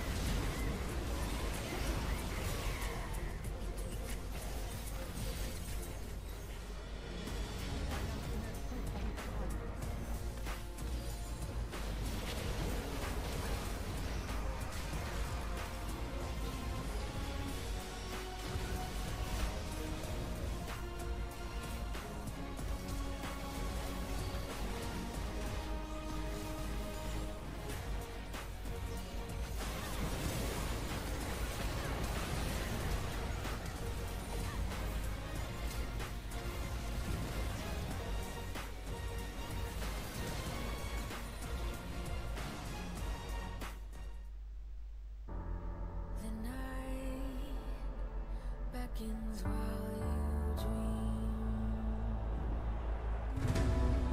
while the devil is knocking right at your door. So while you restless, each night you hear the drums roar. Awaken, awaken, the voice begins to call you while you hunger. Taste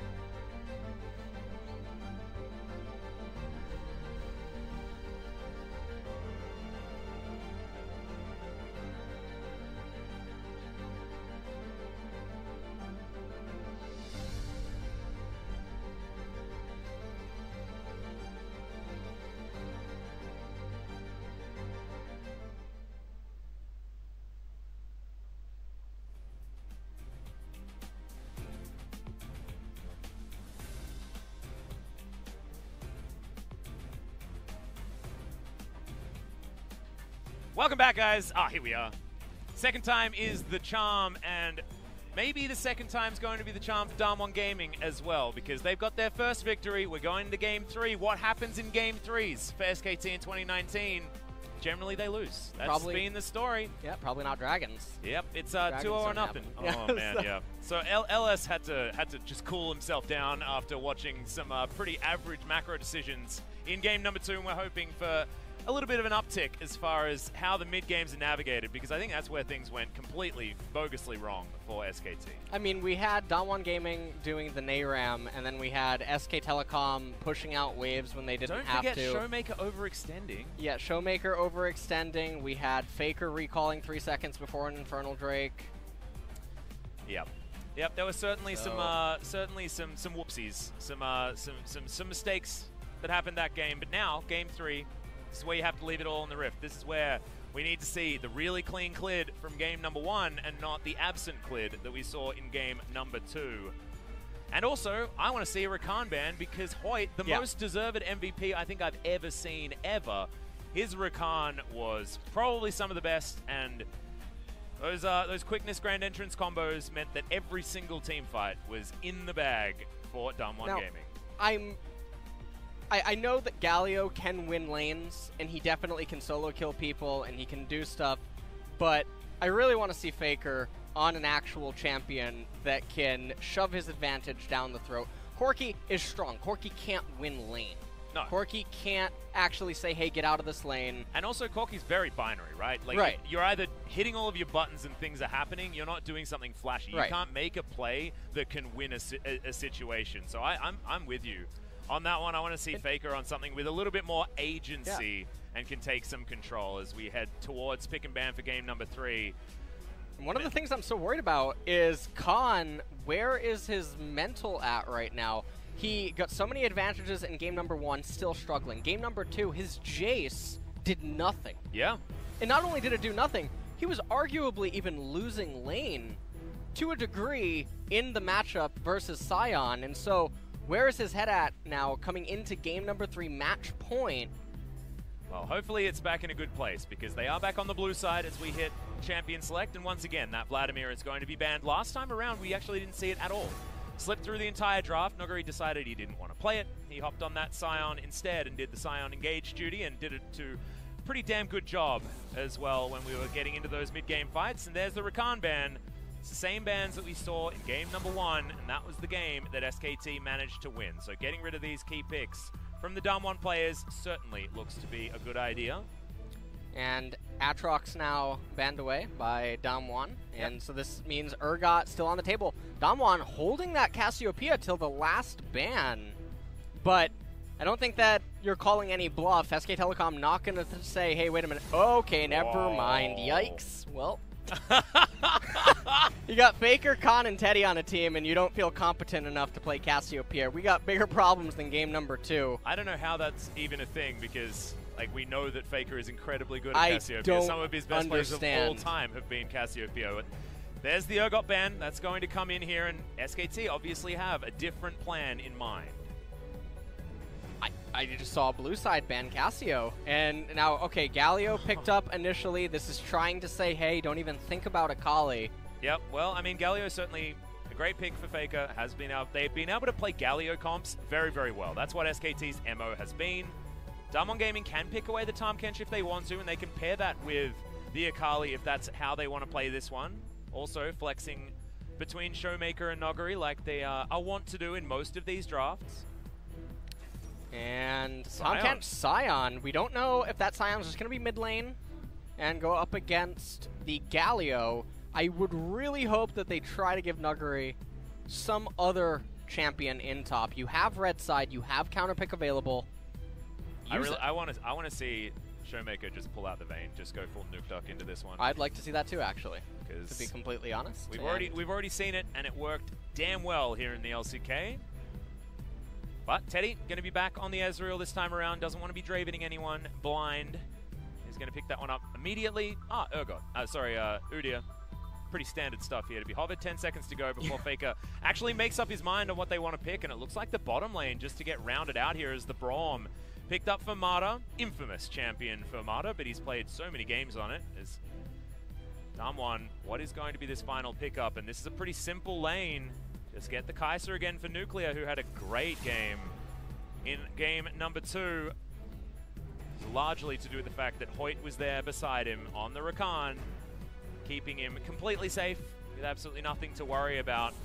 Now killer instincting around the bottom lane is what Nuclear is going to be able to do, as Camille is going to hit the bench and SKT's jungle pool becomes a little thinner.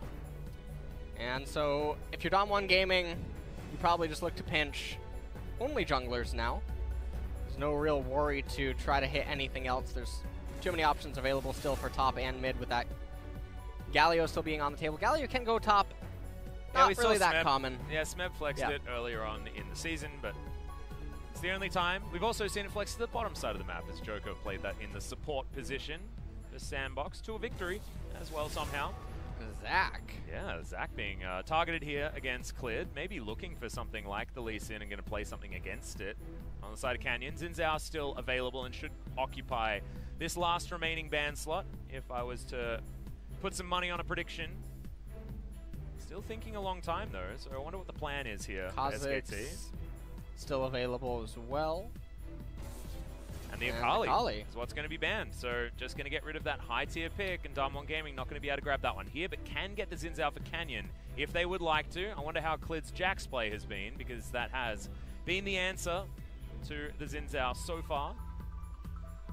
We'll see what they want to do here. I think that you just pick the jungle. Okay. Okay, now that could be mid, too. Theoretically. In theory, that could still be a mid, so they're not necessarily showing where this Sion or Talia is going yet. That can make it very difficult for SKT to draft at this point. DAMWON Gaming have a very well-rounded composition thus far, though. And SKT hovering... Okay, Khan says, you know what? Let me try one more time. We're running it back. Okay, well, see whether we can have better luck up against Noguri this time. Most likely on the Sion again, but can, of course, get something else, bring that one towards the top side. Olaf going to be the decision here for Clid, wanting to have a little bit more power earlier on. Lee Sin, of course, does like to play around that level 6 a lot, despite what you saw in game number 1. So the Olaf should be able to run up and cause a bit of a ruckus, and of course, was the answering pick into Talia all of 2018. I think you go Vayne here. You could just go Vayne. They're hovering Aurelia. Now, this is not the patch where Aurelia gets nerfed, so she still does deal her bonus damage to minions. She's still a menace. Yep, you can still Blade Surge your way around a minion wave and clear it out. But and still it looks don't like know where it's going to be going exactly. This could be the lane matchup and be very bruiser heavy on the top side. This could be explosive between a Jace and an Aurelia. I'm looking at it thinking that the Jace probably going to have a pretty decent time, but if Noguri hits that level 6, gets the combo, we all know what happens. And if I had to choose, I would prefer to see Noguri on the Aurelia rather than Showmaker. See more carry potential, try to give him advantage up in top lane. And like I was saying, DAMWON Gaming's team composition, very, very well-rounded. SK Telecoms needs to get ahead in multiple lanes. Yeah, and does have a lot of tools to do that. You know, yes. Clid can just run in with the Ragnarok and get a hero's entrance on top of him. This Olaf can certainly dictate a lot of the early pace of this game, but you can see the control in the draft that's available for DAMWON Gaming. They have a lot of options and certainly a lot of late game options to get themselves in there. Faker is now the one wielding the Galio, and that has always worked out for SKT so far. Can they do it in a game 3? That hasn't been something that they've been able to do so far in 2019. And here's the team composition. Aurelia, Talia, Sion, Kaisa, and Tom Kench. Lots of scaling inside of this team composition. Lots of explosiveness at 1, 2, and 3 items. Several champions that just don't slow down, so they have that going for them. Whereas SK Telecom, not as fortunate. No, certainly not, but I think that Talia is going to be the potential problem here. See how it does go as we hit the Rift.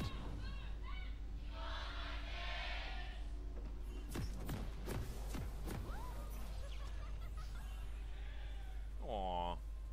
Still so sad. I like it when SKT goes second, because then there can actually be people yelling as everyone making their way out onto the Rift. Not going to have all of the random flashes and weirdness of game number 2. Looks a lot more controlled as the Ghost Pro comes down from Khan. He's going to set himself up with Clid. Try and have a look. The Brolaf, the purple Brolaf, one of my personal favorite Brolafs, but Showmaker chose the wrong skin, so I'm an SKT fan this game. Lumberjack Scion is always the right decision. Well, speaking of openings and whatnot, SK Telecom playing it relatively safe, but maybe getting some sort of an idea to try to invade. No sweeper lens, though, on Mata. Not going to be able to clear that ward and then advance into the red side jungle of Canyon. He's just throwing some pebbles out just to identify where everyone is. Looks like topside starts for both of these junglers. It's Faker moving on over. They have all of the information about where that ward is. And both teams just going to be starting this one off relatively calmly as Nogri is going to help Canyon. He's going to have a pretty good time here in this jungle, as Talia generally does, ripping through these camps, but this is a little bit sneaky from Hoyt and Nuclear, as the Q does get some extra damage onto Teddy, and that's what's going to open up this laning phase for DAMWON and SKT. And I want to see Teddy and Mata actually take some control, because the early games have not been as destructive as we've seen in the past from SKT with these two on the bottom side. Their debut in the Kesper Cup was terrifying. And since then, especially in this series, it hasn't necessarily been as much the case. Teddy's been, for the most part, I mean, he's always what you expect. Reliable, yes, can deal a lot of damage. In this series so far, though, he hasn't been the monster that we know him to be. And like you mentioned, the Kesper Cup, I mean, I got to experience it firsthand. You did. You did. I was casting that game. Didn't cast much of the Kesper Cup, but I did. I was privy to what SKT did to BBQ. So Teddy can definitely come online and be very scary. Anyways, in this match, Olaf, you can just see he is clearing this jungle so quickly. And do we get another redemption Olaf as well, like what Tarzan was putting together? Bit of a mad scientist from the jungle, but I liked it. Add that extra skirmishing power to the early ganks. Now, if this gank doesn't work out, Canyon falls so far behind. Showmaker taking a really rough trade there against Faker. Yeah, I feel like, you know, you see a lot of damage going down, but still feels a bit like a tank battle here in the mid lane. Despite Galio doing a lot of damage, Nuclear getting this one stacked up, but thankfully the Devourer is in there. Level 2 was gained by the Tahm Kench, so all that excitement that I was feeling was irrelevant because Tahm Kench is down there to ruin my day. Showmaker getting zoned out here of a few minions. Not the end of the world, though. Faker did start Doran's Ring and Potion, so Showmaker does get the better end of the initial recall as this Corrupting Pot is going to be able to replenish itself. And, I mean, he's much healthier currently right now in the laning phase. Yeah. Both have that teleport available, though. Looking like Faker is looking for a back timing. As you can see, that wave stacked up, and Showmaker actually just going to tank a lot of this wave to keep it in a decent position. 25 CS for Faker, 23 for Showmaker, nothing to worry about here, but this is where you need to worry if you're a DAMWON fan, and Canyon agrees. He's going to come in and try and change their fate. Very low on mana is Teddy, as that Winter's Bite is going to go astray. The flash immediately going to be used. No, actually, that was the Arcane Shift. Teddy still has that flash, and the Seismic Shove was good, so he has to use it. It was a really interesting gank right there. It should have, I think, been possible for DAMWON to get a kill there, but Mata and Teddy holding their flash, not using it until Canyon was trying to knock them up. Using the heal for the movement speed gave them a lot of ability to get out there as Noguri. He's been in this situation before. Now he knows that this is the big problem. Teleport to come in from Showmaker just to make sure that he doesn't die. And I like this defensive play. Actually saving Noguri this time instead of just feeding him to the wolves. And even though they do get the teleport out of Showmaker, Faker had priority. Oh, he's going to be able to steal some minions away from Canyon. Bit of popcorn chicken. Bit of popcorn chicken, but not too much. Do you like popcorn chicken? I do. I do. Do you have to say that you like it? Because, of course, now you work for a barbecue chicken organization. Are you priced into liking fried chicken now? Can't answer that. You'll be revealing things in your contract or something. I love it so much. There we go. There's the company man that I know. Perfect, perfect. It's the best. If you're ever looking for a brand that, you know, sells KFC? excellent chicken. What? KFC. What did you just say? Well, here's a fight on the top side of the map. Is Nogri very well and truly out of mana as cleared. Predatoring towards him. Canyon might be here a little bit too late. The flash does come out, but he's definitely going to die. The Pebbles not going to do anything. And Clid just wanders around the seismic shove, and Canyon slinks away. Yeah, and this is a really good time to kill the Aurelia. Nuggery's going to be able to come back into the lane off the teleport, but removed a lot of pressure from the Jace. Nuggery no longer just gets a free recall. Now, the one thing, though, is that Nuggery already ate the entire minion wave. So he's not missing out on CS or anything. Khan, just good lane state right there. Actually a little bit surprised that he didn't just back up and then recall off this because Clid had it. Canyon, a little bit too late. Clid once again getting stuff going for SKT. Yeah, this is the early game from game number 1 and not the early game from game number 2, and certainly a good look if you are an SKT fan. Hoyt coming on over, just going to be eating some of these raptors.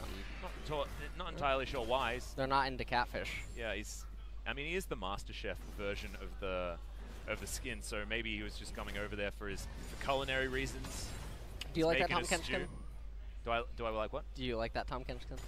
No, it's not my personal favorite. What's your personal favorite? I don't really have one for Tom Kench, so I don't know. I know you're the Tom Kench guy, but I'm not really the Tom Kench guy. I don't like the fact that he ruins my team fights with a Devour all the time. I get excited for someone to die and then he never die. I like champions like Tom and Soraka. Champions that make the other person angry. That's you're a fan of unfun. yeah, exactly. A fan of and Ornn Jungle. There you go. That's what I know. Ornn Jungle, Annie, and things that aren't fun. Absolutely. So Read me like a book. Karth is Tom Kench, Soraka. Let's go. All right. Maybe that's what I need to do. That's going to help build our caster synergy because, of course, guys, if you're just joining us, this is our first cast together since 2016 Worlds. It's been a long time.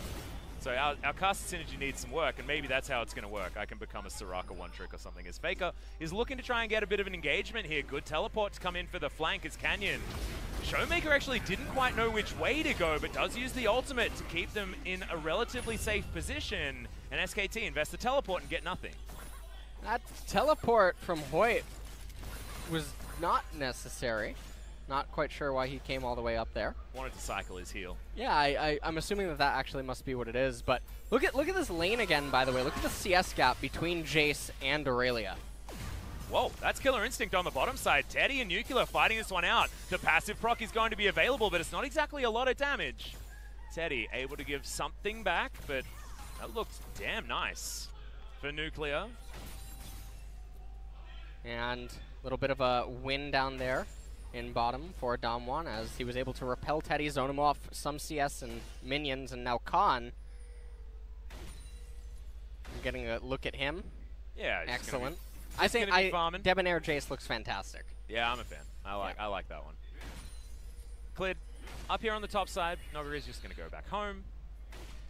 Had full vision of exactly what was going on there, so Noguri going to be giving him the respect that he's due. He knows what happens here. They can make this happen with Galio if he just starts moving over. You see where Talia is. There's no way for Sion to stop this. This is, oh man.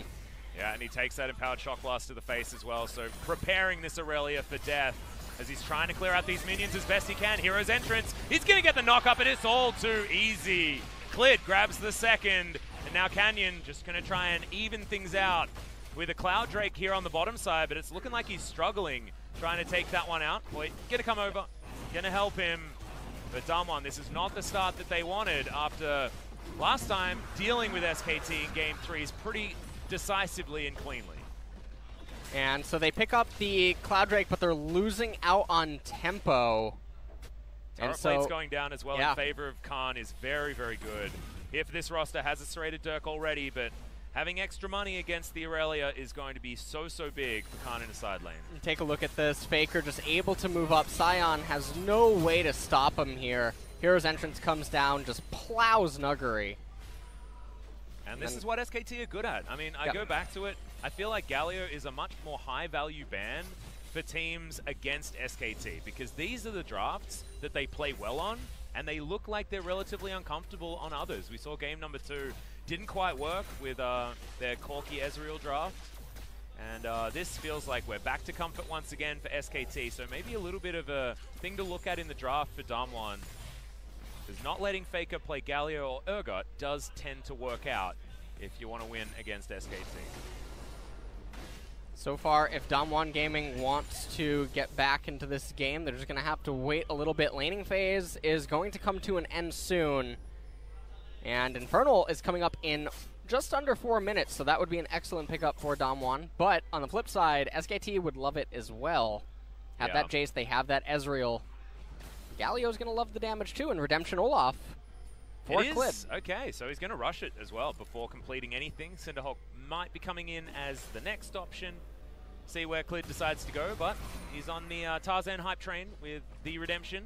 And means now the skirmishing power of SKT is even bigger than it otherwise would be. And Olaf was great at skirmishing in like this early to mid game anyway, but now with that Redemption can really turn things around as well.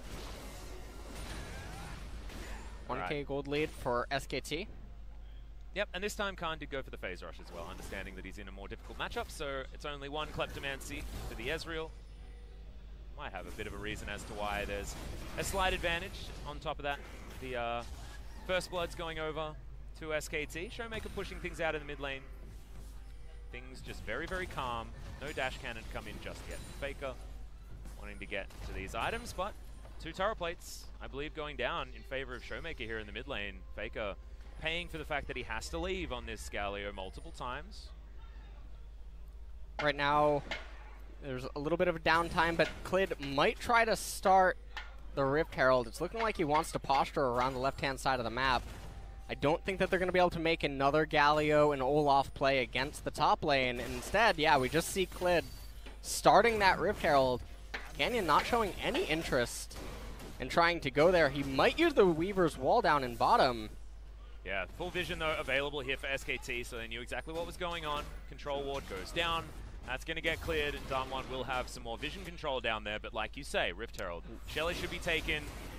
Khan comes on over with the inside track, is now Noguri. The train's going to come in as Clid's going to get knocked up. Does manage to take down that Rift Herald, and there's the Redemption to try and get the work done, but the Vanguard's edge right into the back line, and now Clid's in trouble. Hero's entrance coming down. That's going to stop Nuclear from continuing that killer instinct, and now Marta coming on in, gets the flash. The Fisher is down. Noguri going to be the first to fall. Showmaker with the Q over the wall, but not able to find any joy as Marta with the Unbreakable is going to tank everything up. And now Hoyt, stunned, not going to be delivered because the cleanse was picked up for the Tahm Kench. And DAMWON Gaming, a limp away, but SKT had a lot of control in that fight. Yeah, and this is a really big win for SK Telecom. They managed to get the Rift Herald. There's still a minute remaining on plates if they're able to use it for that. And just take a look at this. Sion's trying to ult in. It was already too late. Too much damage done to the Rift Herald. Just a bit of time wasted with the Talia. And then all of SK Telecom is here to party. So it doesn't even matter that Tahm Kench was able to get himself into the fight with the ultimate. They were too slow to react. Canyon ended up using the time to get the Scuttle Crab, tried to go bottom. Teddy and Mata just simply backed up, and then it was too little too late. They tried to take a fight at Herald, didn't quite pan out, and now SKT find themselves in a fantastic spot as they transition into mid-game. And Faker almost got the taunt flash, but decided not to pull the trigger. That was looking real scary. I don't know why he didn't go for the flash. Oh. But reserved play, and Faker has been making a few over-aggressive moves of late, so good to see that things are a little bit more controlled. This charge going to happen, but turret plates just fell off, like you say, so Shelly just going to do some work, trying to get that first turret of the game, get that extra global gold in Khan's pocket. And now Infernal Drake is up, so Khan, maybe he wants to stay to try to get that turret, but Infernal should be a higher priority for both teams right now.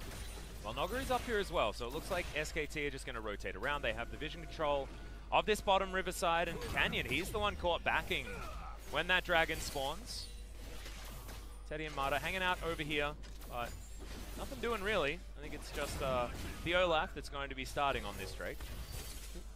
And Hoyt being chunked is actually a big deal because he needs to be there to try and help people out. Grey health going to be eaten, so he's actually fine. Canyon just going to be taking his blue buff for now. It comes on over, but no vision available here, and that undertow was a little bit late. The dragon still hasn't been started, Elas. Drake hasn't been started, and Nuguri does have teleport available, so you see that Jace is running back up to top lane.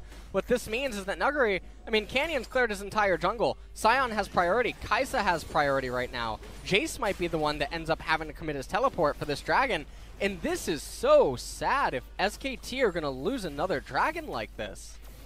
Well, so far they haven't. First Cloud was, of course, basically soloed out by Canyon earlier on in the game. It's cleared.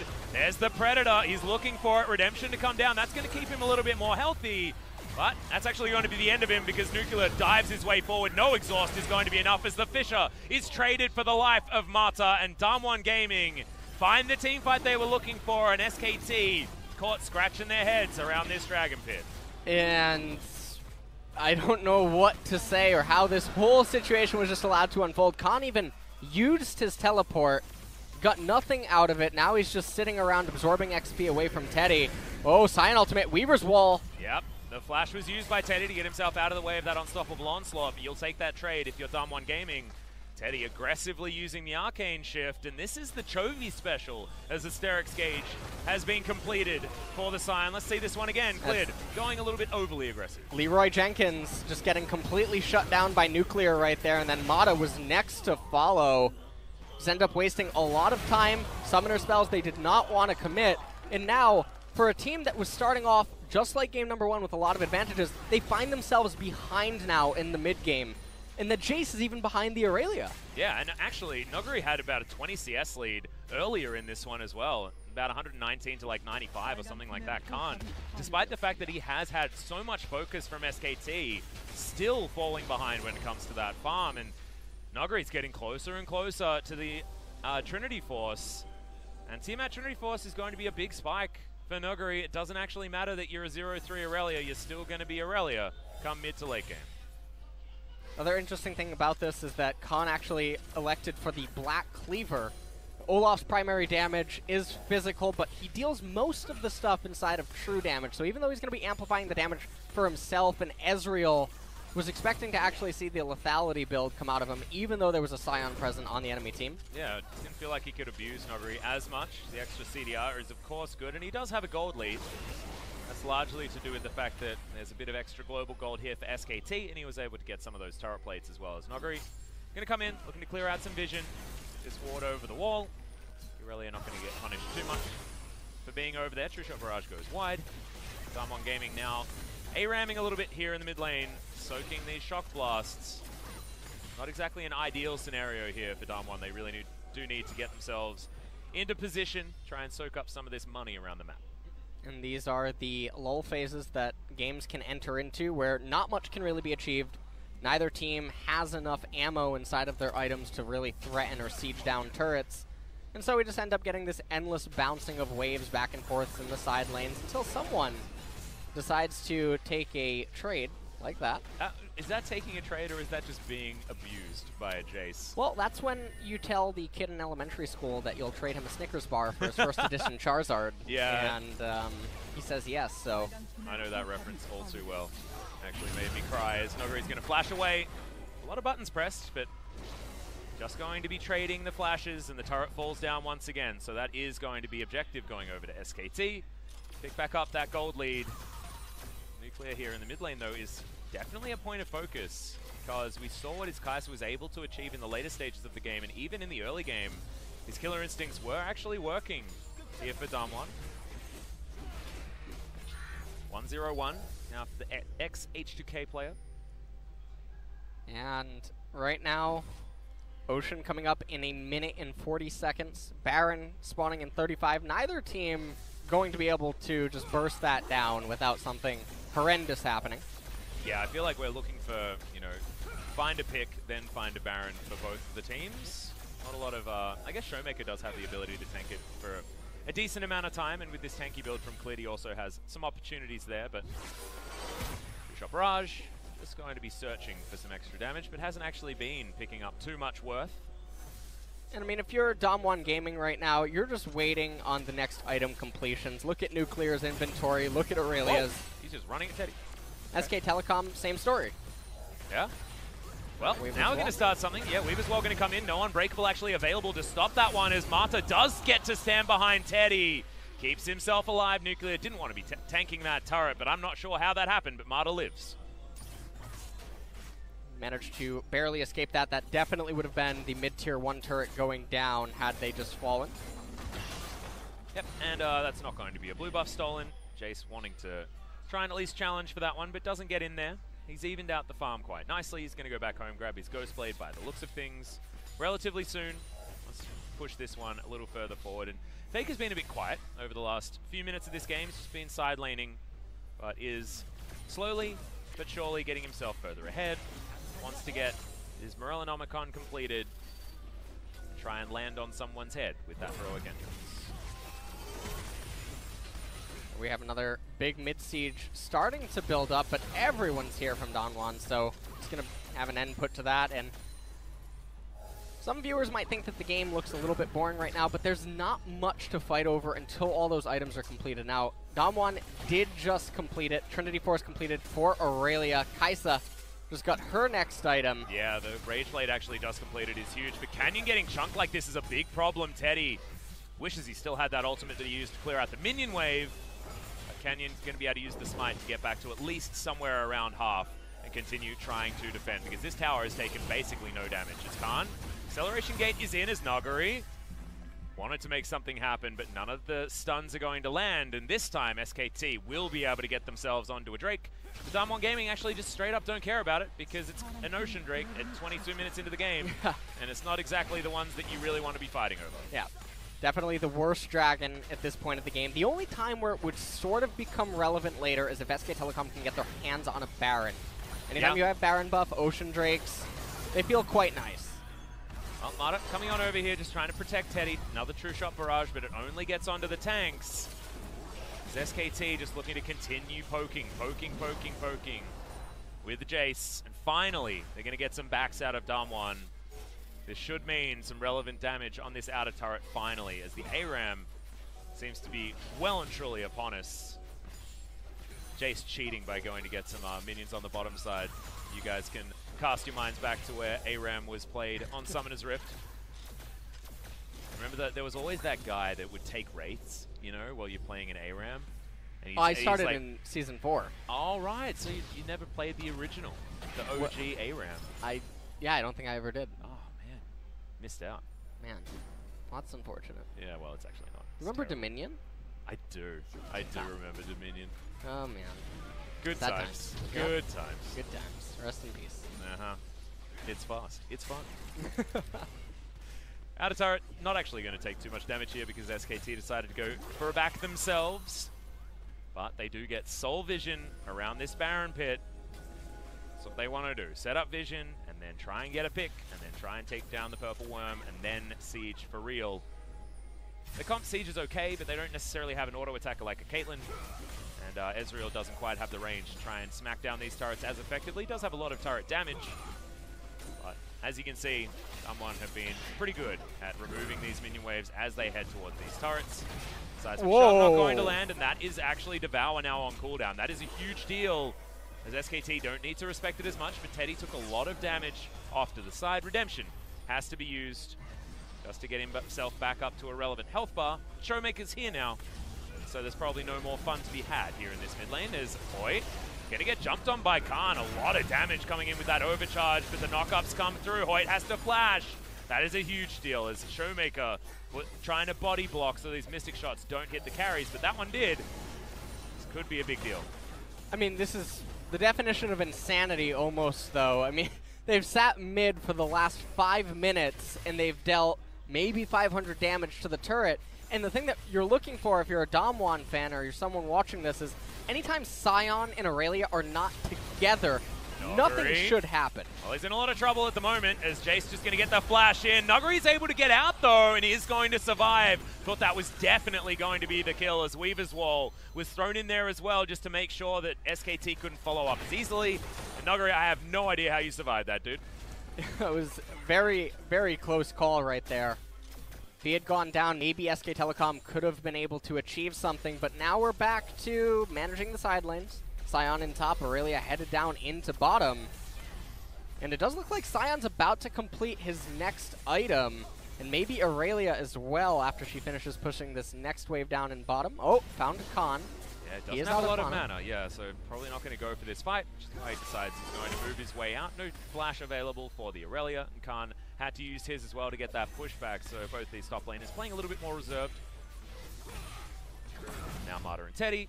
Here we go Just again. going to go straight back into that mid lane. It's like a pendulum. Yeah, it feels like Groundhog Day.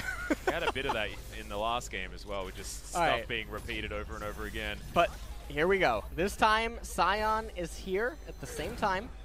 Hey, Canyon's here as well. No. Sion has to go top. Hold on.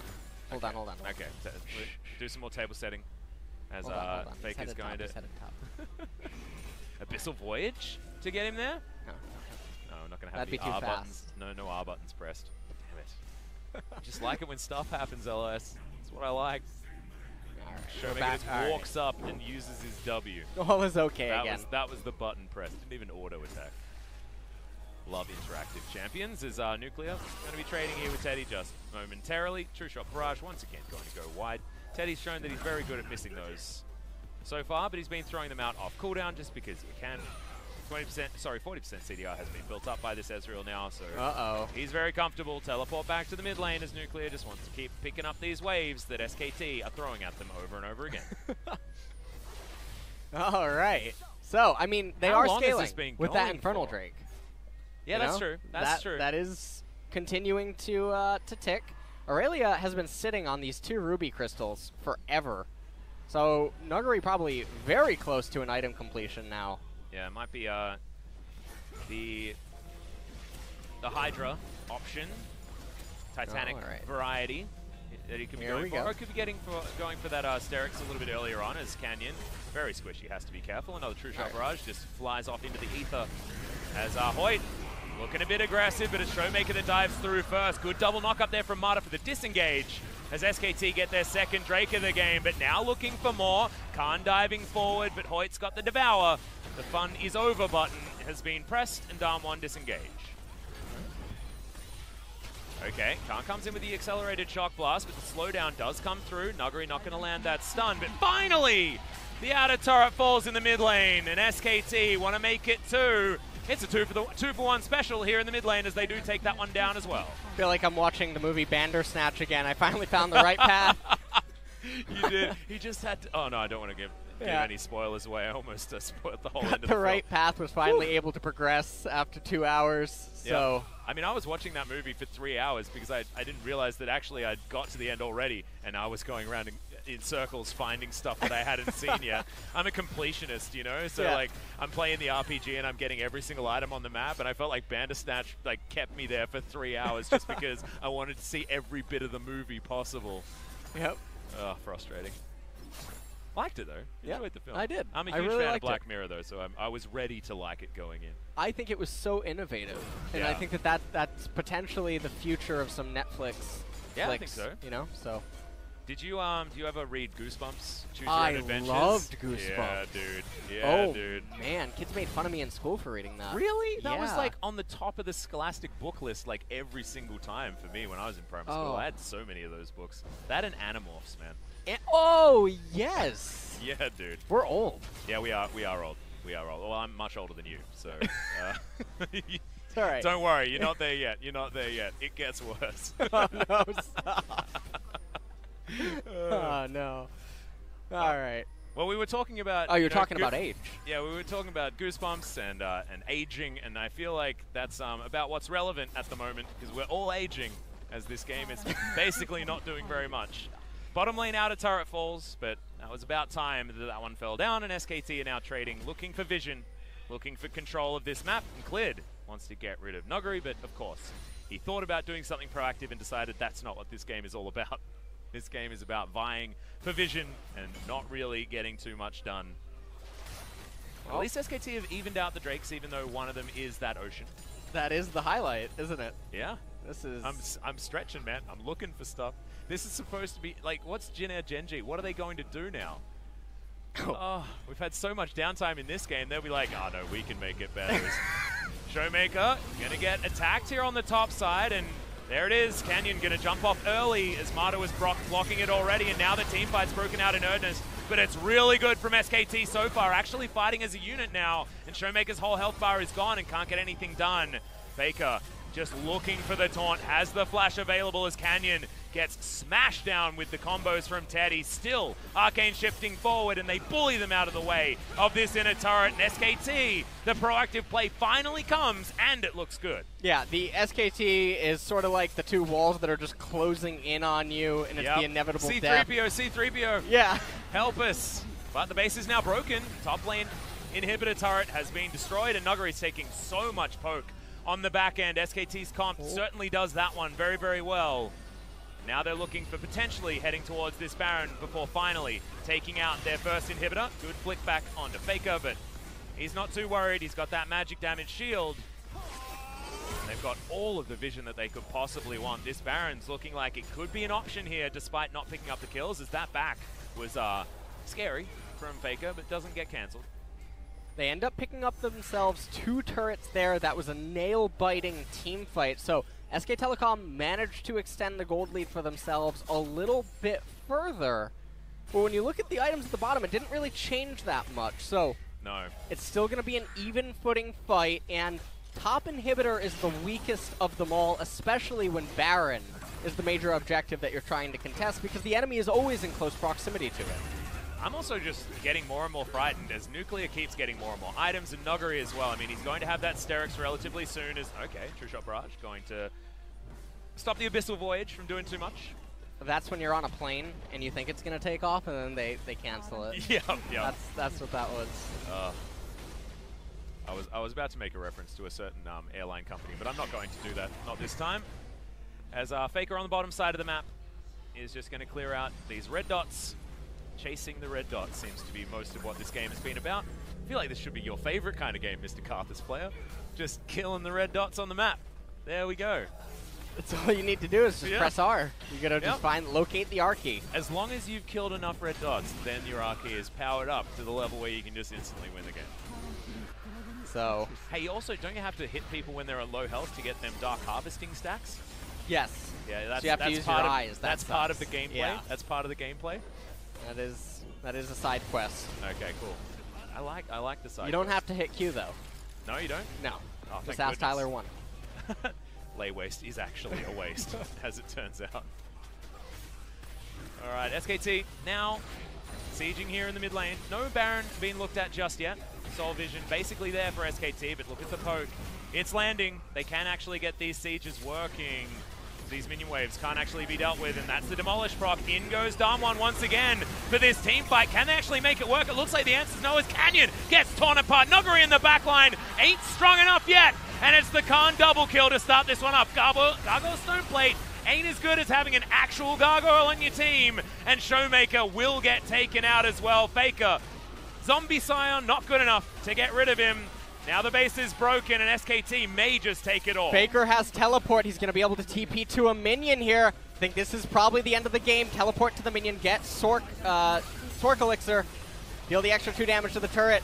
Yep. Voight and Nuclear, they're trying to hold on. He's doing it desperately, but Nuclear can't quite pick up any just yet. Martyr's going to be taken down, but the damage is still there. Hoyt so low, and Nuclear finally getting some of this respect. The taunt comes in. See you later, Kai'Sa, and SKT have bucked the trend. They fought back in the game number 3 in 2019. Life comes at you fast, that SKT series. Yeah, it does. That just... Whew. I was not expecting this ending. No. I was getting cozy in the chair. I thought we were in for another 20 minutes, a couple of Barons, maybe an Elder. But some game was wide proactive play. open. Yeah, some proactive play actually came out of this SKT squad, and they team fought actually beautifully with a composition that was more good at standing around and getting the poke in there. The Scion engages from Showmaker looked like at certain points things could have tipped over, but the Kai'Sa potential just never really came out. We never saw the Nuclear show in the endgame. And that is why it's SKT that are now taking the bow. Yeah, that was very anticlimactic. The whole part of this was waiting for Kai'Sa and Aurelia to get their items. And then once they did, before Aurelia had a chance to recall, Scion tried to engage. Yep. That fight didn't accomplish anything. And then when the team fights did start unfolding, SK Telecom was just out-muscling DAMWON.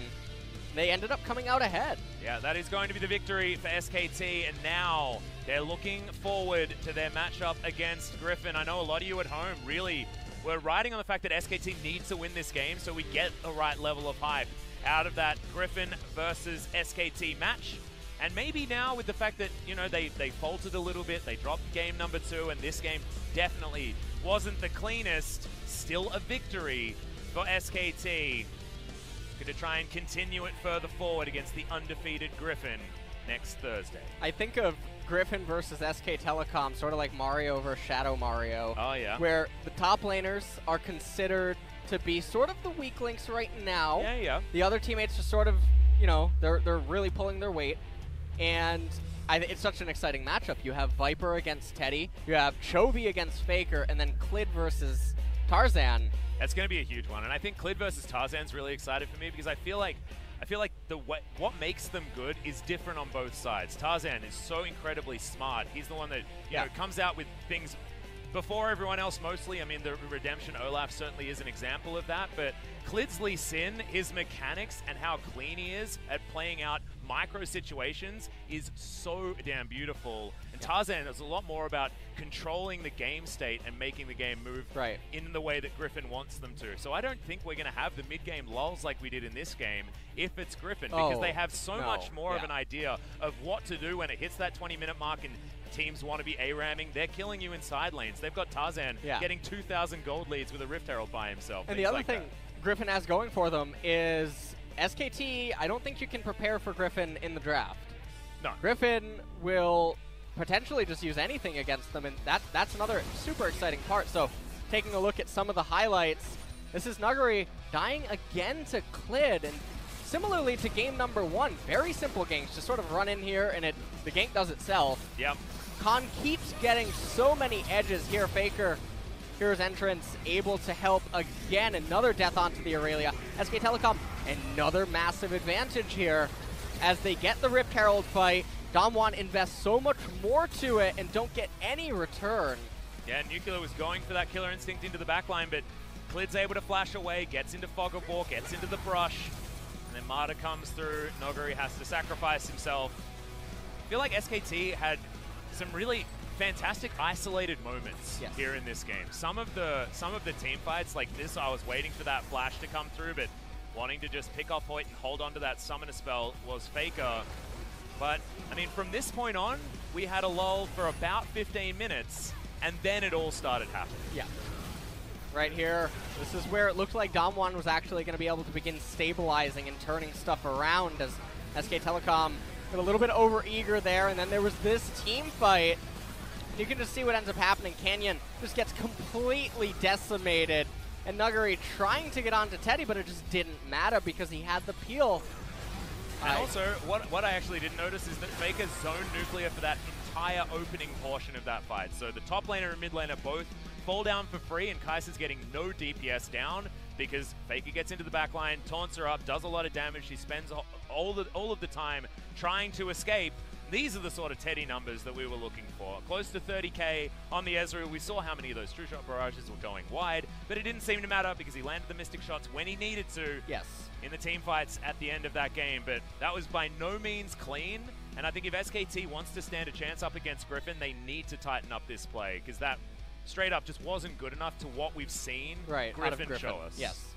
So SKT still have their work cut out for them. Yep. But in addition to that, I think the drafts as well could end up being problematic for them when you go up against Griffin. So we'll see what ends up happening when they do collide. Teddy gets the MVP of that game.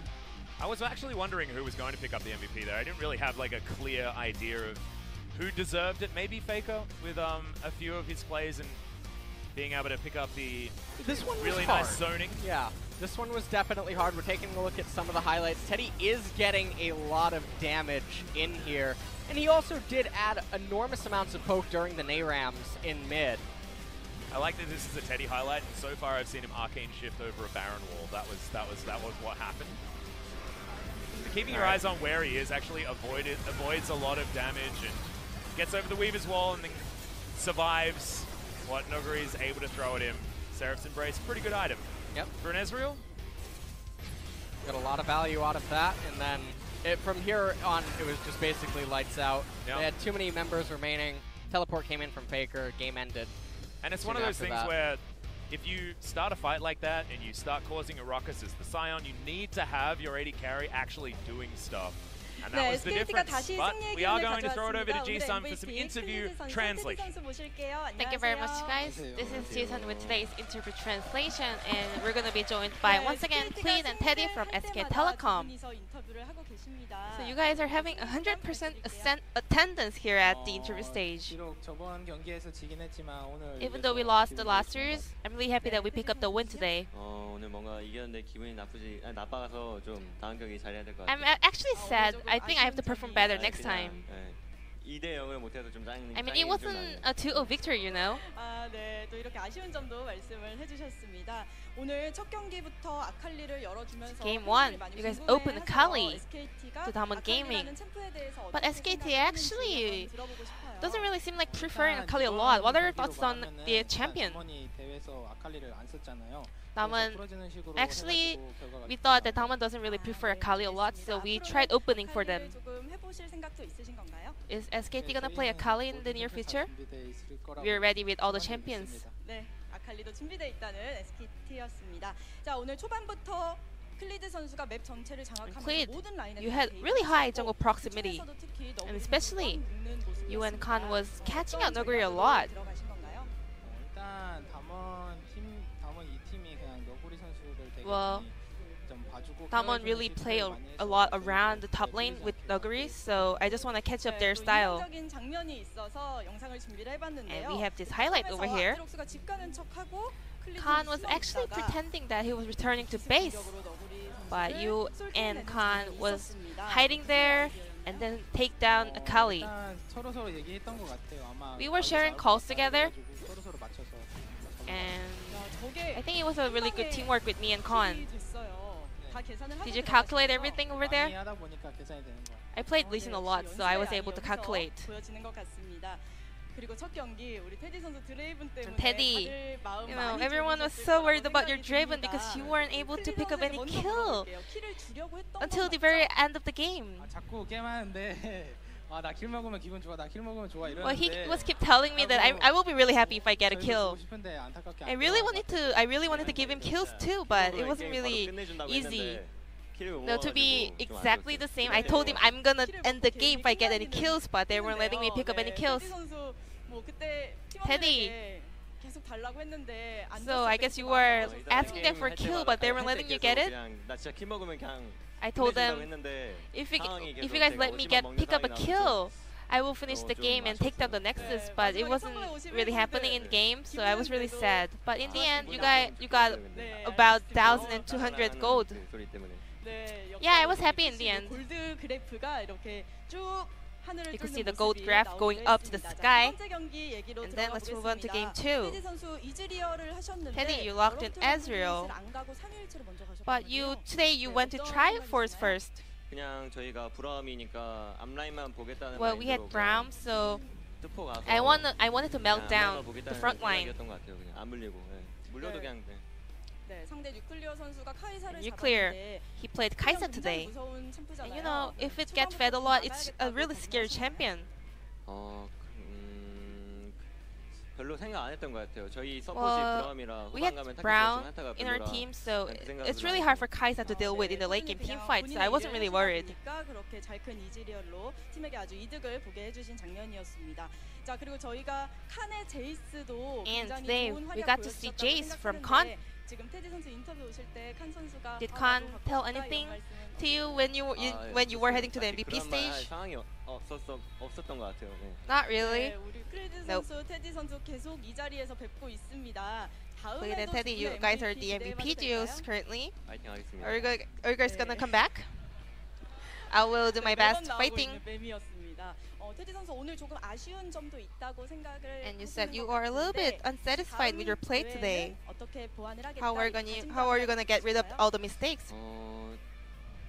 다음 경기 때는 좀 더 In the upcoming series, 커뮤니케이션을 더 잘해서 we'll show better communication with teammates and come back with better performance. 네, 알겠습니다. 여러분 다음 경기 정말 기다리고 계실 텐데 지금 There will be a SKT도 lot of 아주 fans looking forward to 든 see 마음으로 SKT 준비하고 있을 것 같습니다. performing better. 31일 그리핀과의 Because, you know, your next opponent will be Griffin. 클리드 선수? 일단 저희가 연습했던 것대로 그냥 서로 I just want to make sure to play as good as we do in practice games. 저희의 기량이 좀 더 중요할 것 같아요. I think our form really matters. 있으신가요? What about you, Teddy? I'm confident. 알겠습니다. 그 자신감으로 또 그리핀 경기에서도 좋은 모습 보여주시길 기대하겠습니다. 오늘 인터뷰 여기서 Thank you very much for this 마칠게요. interview, and I'm gonna pass it back to our casters. Thank you. Thank you very 네, much, 저희는 Ji-sun. 잠시 후에 Fantastic 돌아오고요. as 준비해서 always. As SKT do finally take down the series, I feel like every single time you finish a broadcast leaning up against your co-caster, but also, it's always Clid and Teddy. It's Clid and Teddy. Yeah. Every SKT victory seems to be the ones with all of the control. The guys. So weird, considering SKT historically, right? Yeah, I know. Jungler? What? Yeah, I know. Jungler getting MVP. Oh, man. There's certain things about 2018 that we want to forget, and SKT in that year is certainly one of them. But as you can see, standings on your screen right now, SKT still well and truly the top dogs, alongside Sandbox and Griffin, who are yet to drop a series. Sandbox already having the SKT test and passing Griffin, about to have that one on Thursday. But ladies and gentlemen, we still do have one more series tonight. It was a very, very long one to start this one off, but in about half an hour, Gen.G are going to be taking on Jin Air, and maybe that one will be even longer, so stick around. We'll get to it after the break.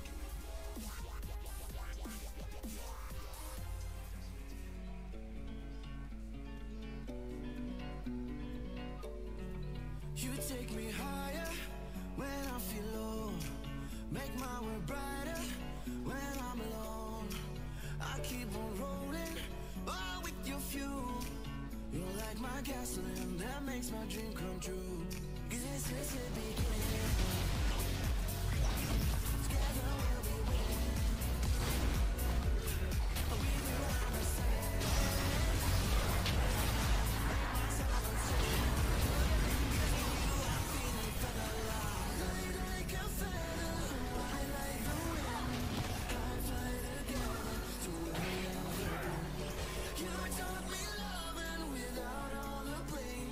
You're all I need. I'm feeling feather light.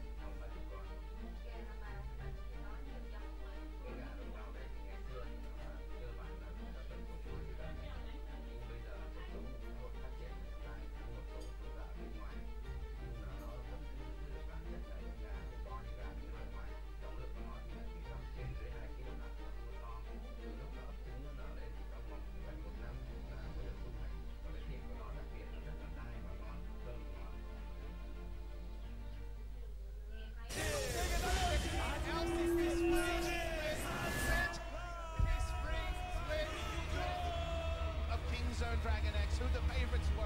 KT roster.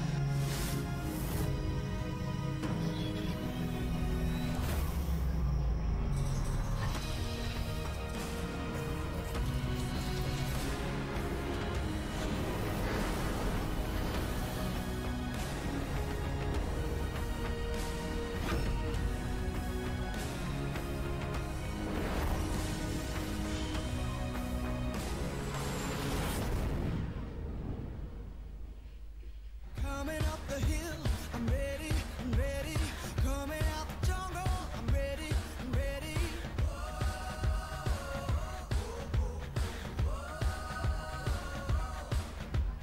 Coming out the sky, I'm ready, I'm ready. Coming out the rubble, I'm ready, I'm ready.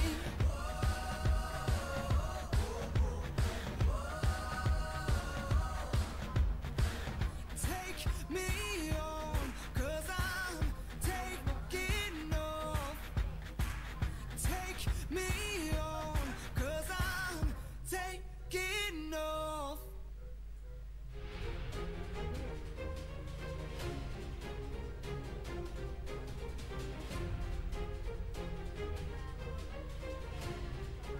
Welcome back, guys, to the 2019 LCK Spring.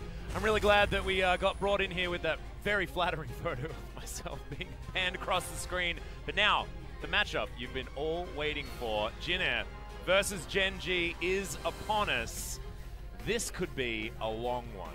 LS, I hope you're ready. I've adjusted my chair, made sure that I've got it all sorted out so that we can be here for as long as we need to be, okay?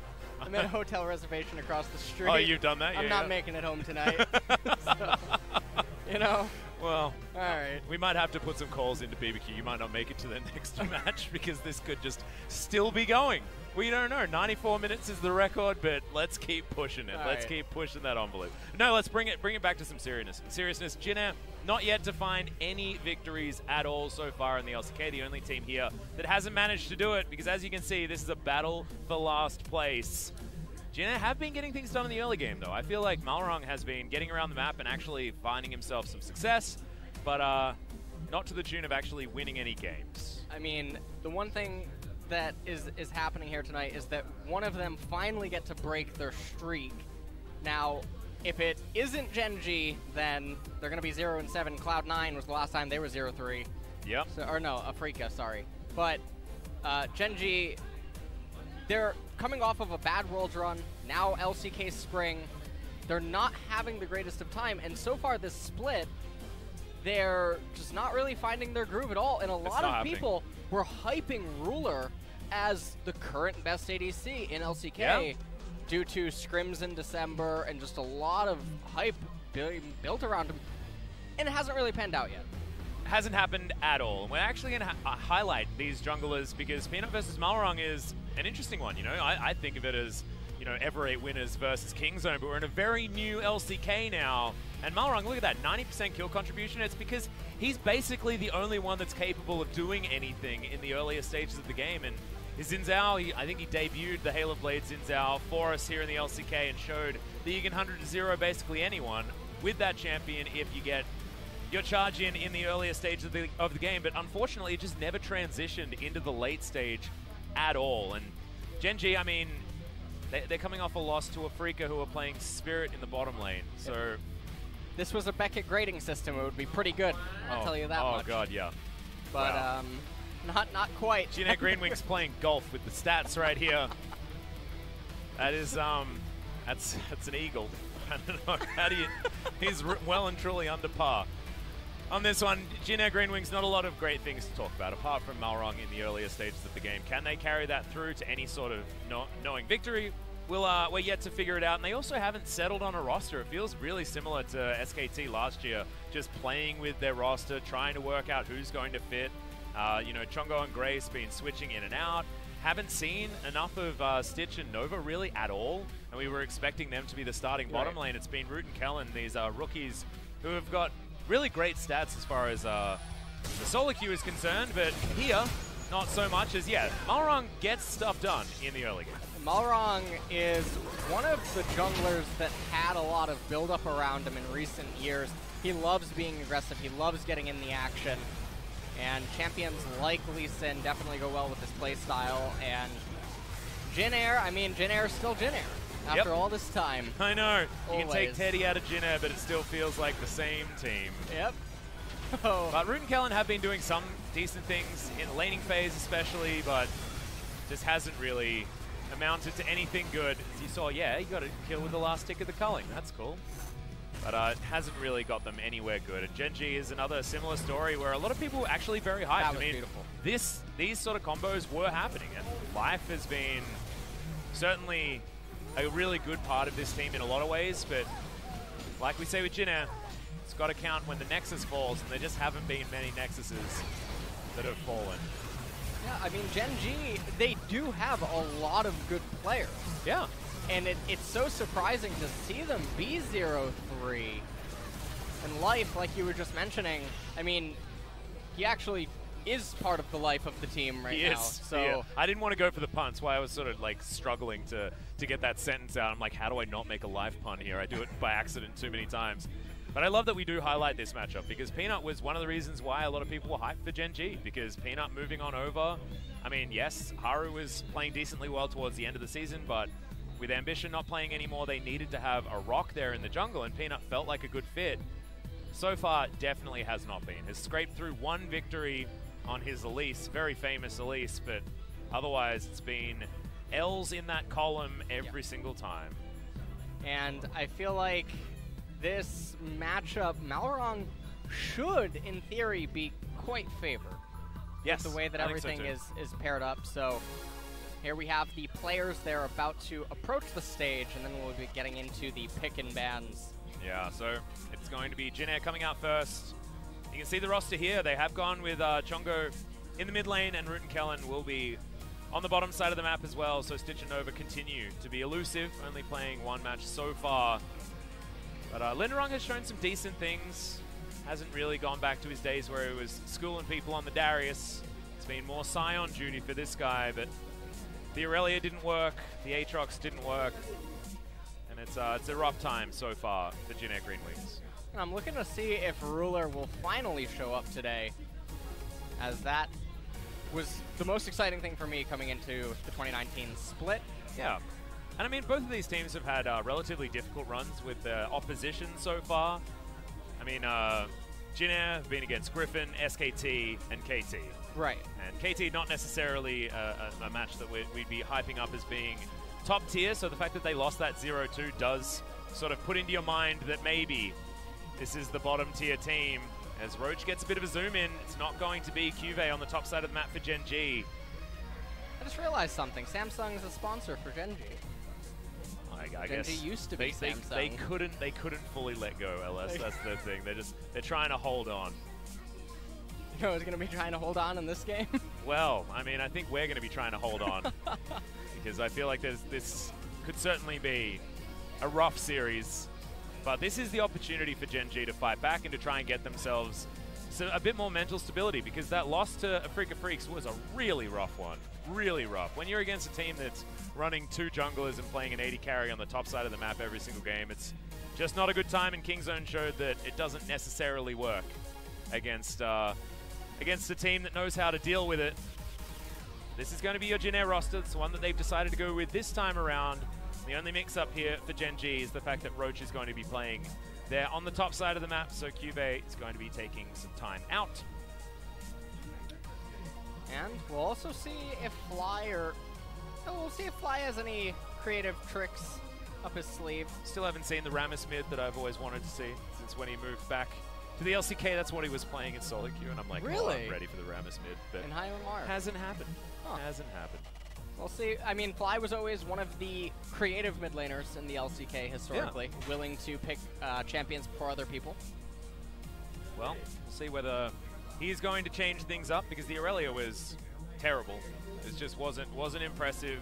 So Gen.G going to have to rethink their drafting style, and I think they do need to go back to what Gen.G have been known for, which is get behind the ruler, see whether he can carry them to victory. Now, Pick and Ban will tell us exactly the kind of game that we're going to be in for. Whether or not it's going to be a lot of fireworks, I don't know. But already, Rakan is going to be banned away. We saw Hoyt do completely disgusting things on that champion, and Gen.G going to follow up with the Galio being taken off the board from Chongo. And Cassiopeia, we should expect to be banned away on the red side. But blue side, it's really kind of up in the air. Ezreal being taken away. It's a bit strange. Okay, of course, Ruler, a very strong Ezreal player, but I'm expecting him to play something more like the Kai'Sa this game. This Lucian is going to hit the dust as well. And so there's a lot of champions still remaining. Aatrox, Urgot, Camille. These are all very powerful champions that are still on the table. Cassiopeia. Yes, definitely way too many to ban. The Akali there as well. I mean, Roach does like to play it. QV looked brilliant in the Kesper Cup on the champion, and we have to remember that Gen.G had a brilliant run to get to the final of Kesper Cup and then fell short against Griffin, but you can't really blame them for that. The LCK, however, has not been a good experience for them as the Urgot has been banned away. Cassiopeia then needs to be taken off the board, and now Jin can go towards the Aatrox. They can go towards the Akali if they would like to, but Gen.G will be able to get some key picks for themselves. Aatrox is on the table. Victor as well. I don't know whether you'd be first picking the Victor. I think last time we saw the Victor first picked, it felt like a mistake. Yeah, you'd have to certainly be able to flex it. Akali picked up. Talked about this before. When Galio is off the table, Akali is something that you have to respect, and that could mean that Lissandra could come out for Gen.G, but right now in Aurelia being hovered. Being hovered for the moment, maybe memeing against Fly just a little bit there, but the Aatrox is going to be locked in. Lissandra available. There it is. That's going to be picked away from Chongo. So far, the champions that Chongo has played in the LCK, the list is Galio, Lissandra, and now he can't play either of them. So we're going to get a new look from Chongo here, especially for the LCK, as Malrong has the Xin Zhao available if you'd like to go there.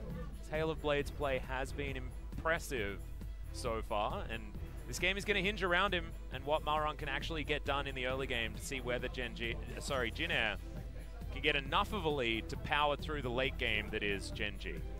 Victor being selected as it has the ability to do extremely well against Lissandra and Aatrox. But also, we've been seeing a lot of this, especially against Ruler, is just playing an awesome dude towards the bottom side of the map. The Victor bot lane can just nullify it entirely. Yep.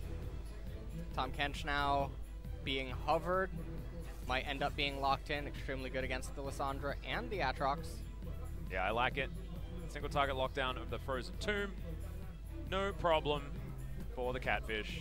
And of course, I mean, it's an anti-fun button. Yep. And we've set this this draft up to let people know that this could be a long one. And the Kai'Sa locked in, so made that prediction. Does feel exactly like what Gen.G want to be doing. They want to be getting behind Ruler, put him on a hyper carry, get him to clean up. Could be difficult though here against Chaos Storms and Akali's running around. Xin Zhao, of course, going to be banned away against Malrong.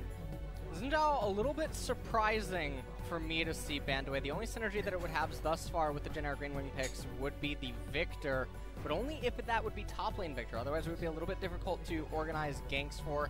And when you have the Lissandra and you still have the ability to choose more champions that can peel, you almost want to kind of invite the Xin Zhao in. So a little bit surprising for me to see that there.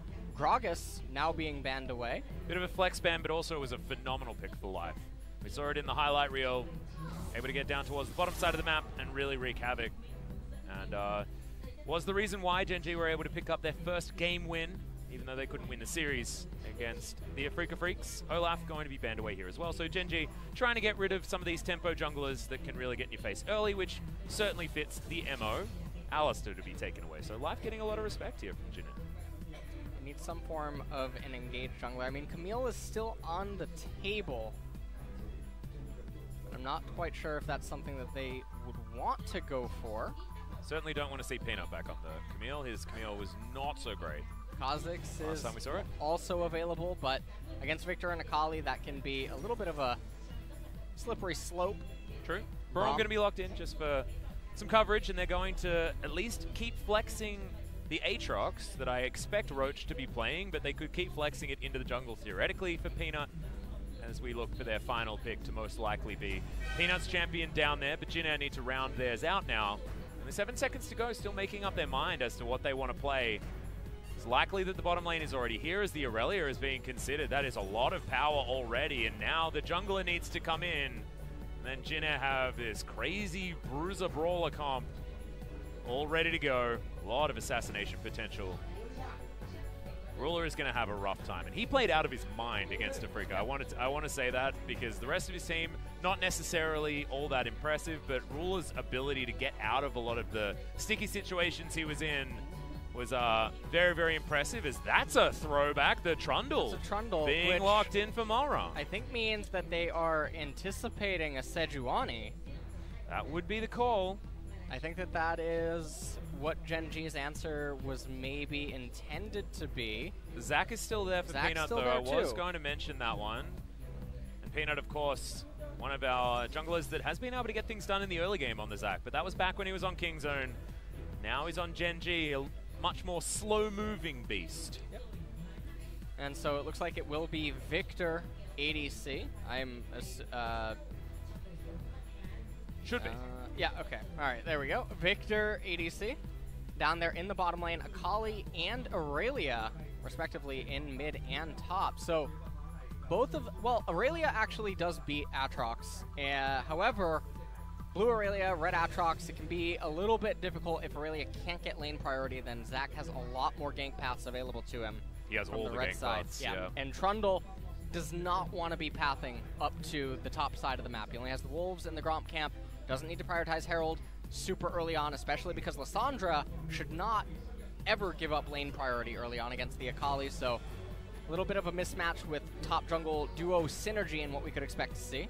Yeah, but not necessarily a lot of tanks on the side of Gen.G either, so the Subjugate not going to get the most value. Of course, Zach will be building a lot of tankiness, and he will be able to strip a lot of that himself. However, it's not necessarily feeling like the perfect Trundle game up against a magnitude of tanks. Having a look over the other side, some interesting drafts. I actually quite like both of them, and a lot of power is here for Gen.G because that Lissandra into the Akali matchup is one that Lissandra's always liked more than other champions going into the Akali. The Aatrox has spent most of his time on the ban list, and the Kai'Sa for Ruler feels like exactly the champion that you'd want to put that man on. We're about to head into the game. Game number 1, Jin Air versus Gen.G.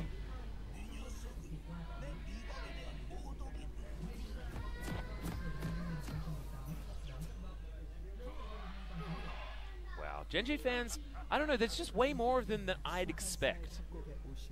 I don't know. I guess they've held on to a whole bunch of them since their Worlds victory. Feels oh so long ago now. As our Ruler's not going to be able to find that last auto attack, unfortunately. And we're going to get a pause. Here we go. This is how we start Jin Air versus Gen.G, guys. Yeah. We're going to have a pause because the game needed to be paused, right? For this to go long. Oh, dear. Oh man. Oh, zoom out. I can't get enough. Yep. Hope the observer can now keep it going. Absorb the sepia mode, guys. Yeah. Looks to be a little bit of an issue with Peanut. Get a remake. Not entirely sure. So we're going to, let's check out the stats, guys. Gold completely even here at 4 minutes in. Yeah, there are no kills. Yeah, it's a bit of a lag issue. Getting our producer in our ear giving us all of that information. So Peanut just making sure that his computer works. I have a feeling that we will be back into this one relatively quickly. It's often the audio issues that can have us sitting around for hours, but hasn't happened this time. So hopefully Peanut can get that that PC sorted. I got a question for you. What's that? Do you ever think that players would ever try to tactical pause to tilt? Ooh. Because, I mean, he can say that the computer's lagging, and then the refs come over and they're like, we can't find anything. But it doesn't change that. I feel like, you know, if that's a thing that happened, Peanut really didn't do it right. Because, I mean, Oh, there's no, not right no, now. Yeah, I I'm know, just saying the I know. possibility of it. Yeah. I mean, I don't know. I don't think so. Let's I slays. like to think. I'm just using my naivety here. I just assume that no one's Like going the to be benefit of the vindictive doubt? like that, you know? Yeah. All is fair in love and war. Yeah, exactly. So- And all's fair in a pause. Anything goes. I feel like we can talk about Goosebumps again, LS. What was your favorite one? Did you like Slappy? Oh man, there were just so many of them, you know, and I felt like there was not very much continuity between any of the Goosebumps books, but there was one particular Choose Your Own Adventure Goosebumps that I read like maybe 8 times or something like that when I was growing up, and I just can't remember the name. I think there was like a blob, like a slimy blob, and that was like supposed to be the scary thing in it. But that's all I got. I mean, I'm an old man, and I'm looking back about 25 years for that particular bit of information. So that's a toughie. Did you like the shows? The Goosebumps shows? Yeah. No, I didn't watch them as much. Definitely Really? watched a lot of the Animorph shows, but not a lot of the Goosebumps shows. Makes sense. Sort of missed out on it. And also, when I was a kid of that age, I was also not. I wasn't allowed to watch Power Rangers because it was too scary. All right. Yep. All right. That was my upbringing. I learned about Power Rangers afterwards, and I was like, damn, this is a show that I would have enjoyed if I had been able to watch it when I was the relevant age. What was the name of the show? It would come on, I think Nickelodeon. Is it like? Are Real Monsters? No, they would huddle around a campfire and it would tell scary stories. Oh, what was that? What happened? That happened to a friend of mine. One. What is it? Oh my God! Yes. And it sort of had the Goosebumps theme, but it was really cool. Yeah, but it was. Is that the one that was like only 5 minutes long? No, they were like It was 15, really quick? and it would show 2 of them. Oh, okay. Because I can't remember what it was. Yeah. All right, guys. Night, I think. Someone tweet at us. Yeah, tweet at us and let us know. And as soon as we find out, we'll let you guys know as well, because you've been on this frustrating journey of forgetting things with us this whole time. Speaking of journeys, we are into this game finally. Marong's just cleaning out his jungle on the Trundle. And I feel like we've really taken a step back in time with this jungle matchup. Zach versus Trundle, the thing that used to happen a lot. Hasn't been doing it so much recently. It's all about the Camille's and stuff these days, but you get Jin Air and Gen.G, and we're back to the tanks. Everything old is new again. Exactly. So, Gentleman's agreement. We're going to play the boring junglers. In top lane, Aurelia can definitely take it to Atrox. Well, she's doing so right now. Yeah. Does have to be a little bit careful, but remember, we talked about early on, Zach later on into this lane can prove to be a nightmare for Aurelia. And I really like that ward. They get perfect intel. Everyone's playing with map packs now. See the pings go down on the mini-map. That is most likely Malrong alerting his team, look, Zach can be here, here, or here. Can't be anywhere else. Ping's coming in one more time in case his teammates didn't hear him. Yep. So and also, like, the information of the fact that that camp is gone is so much information for where Peanut is going to be. So I know there are a few pings there, but I think it's likely that Jin Air have a lot more information than we would have otherwise expected. That being said, not going to be double scuttling this particular Zach this time around, and he's going to have a very safe first trip through his jungle. Malrong not in a great position to punish him, as Roach doesn't quite find the third.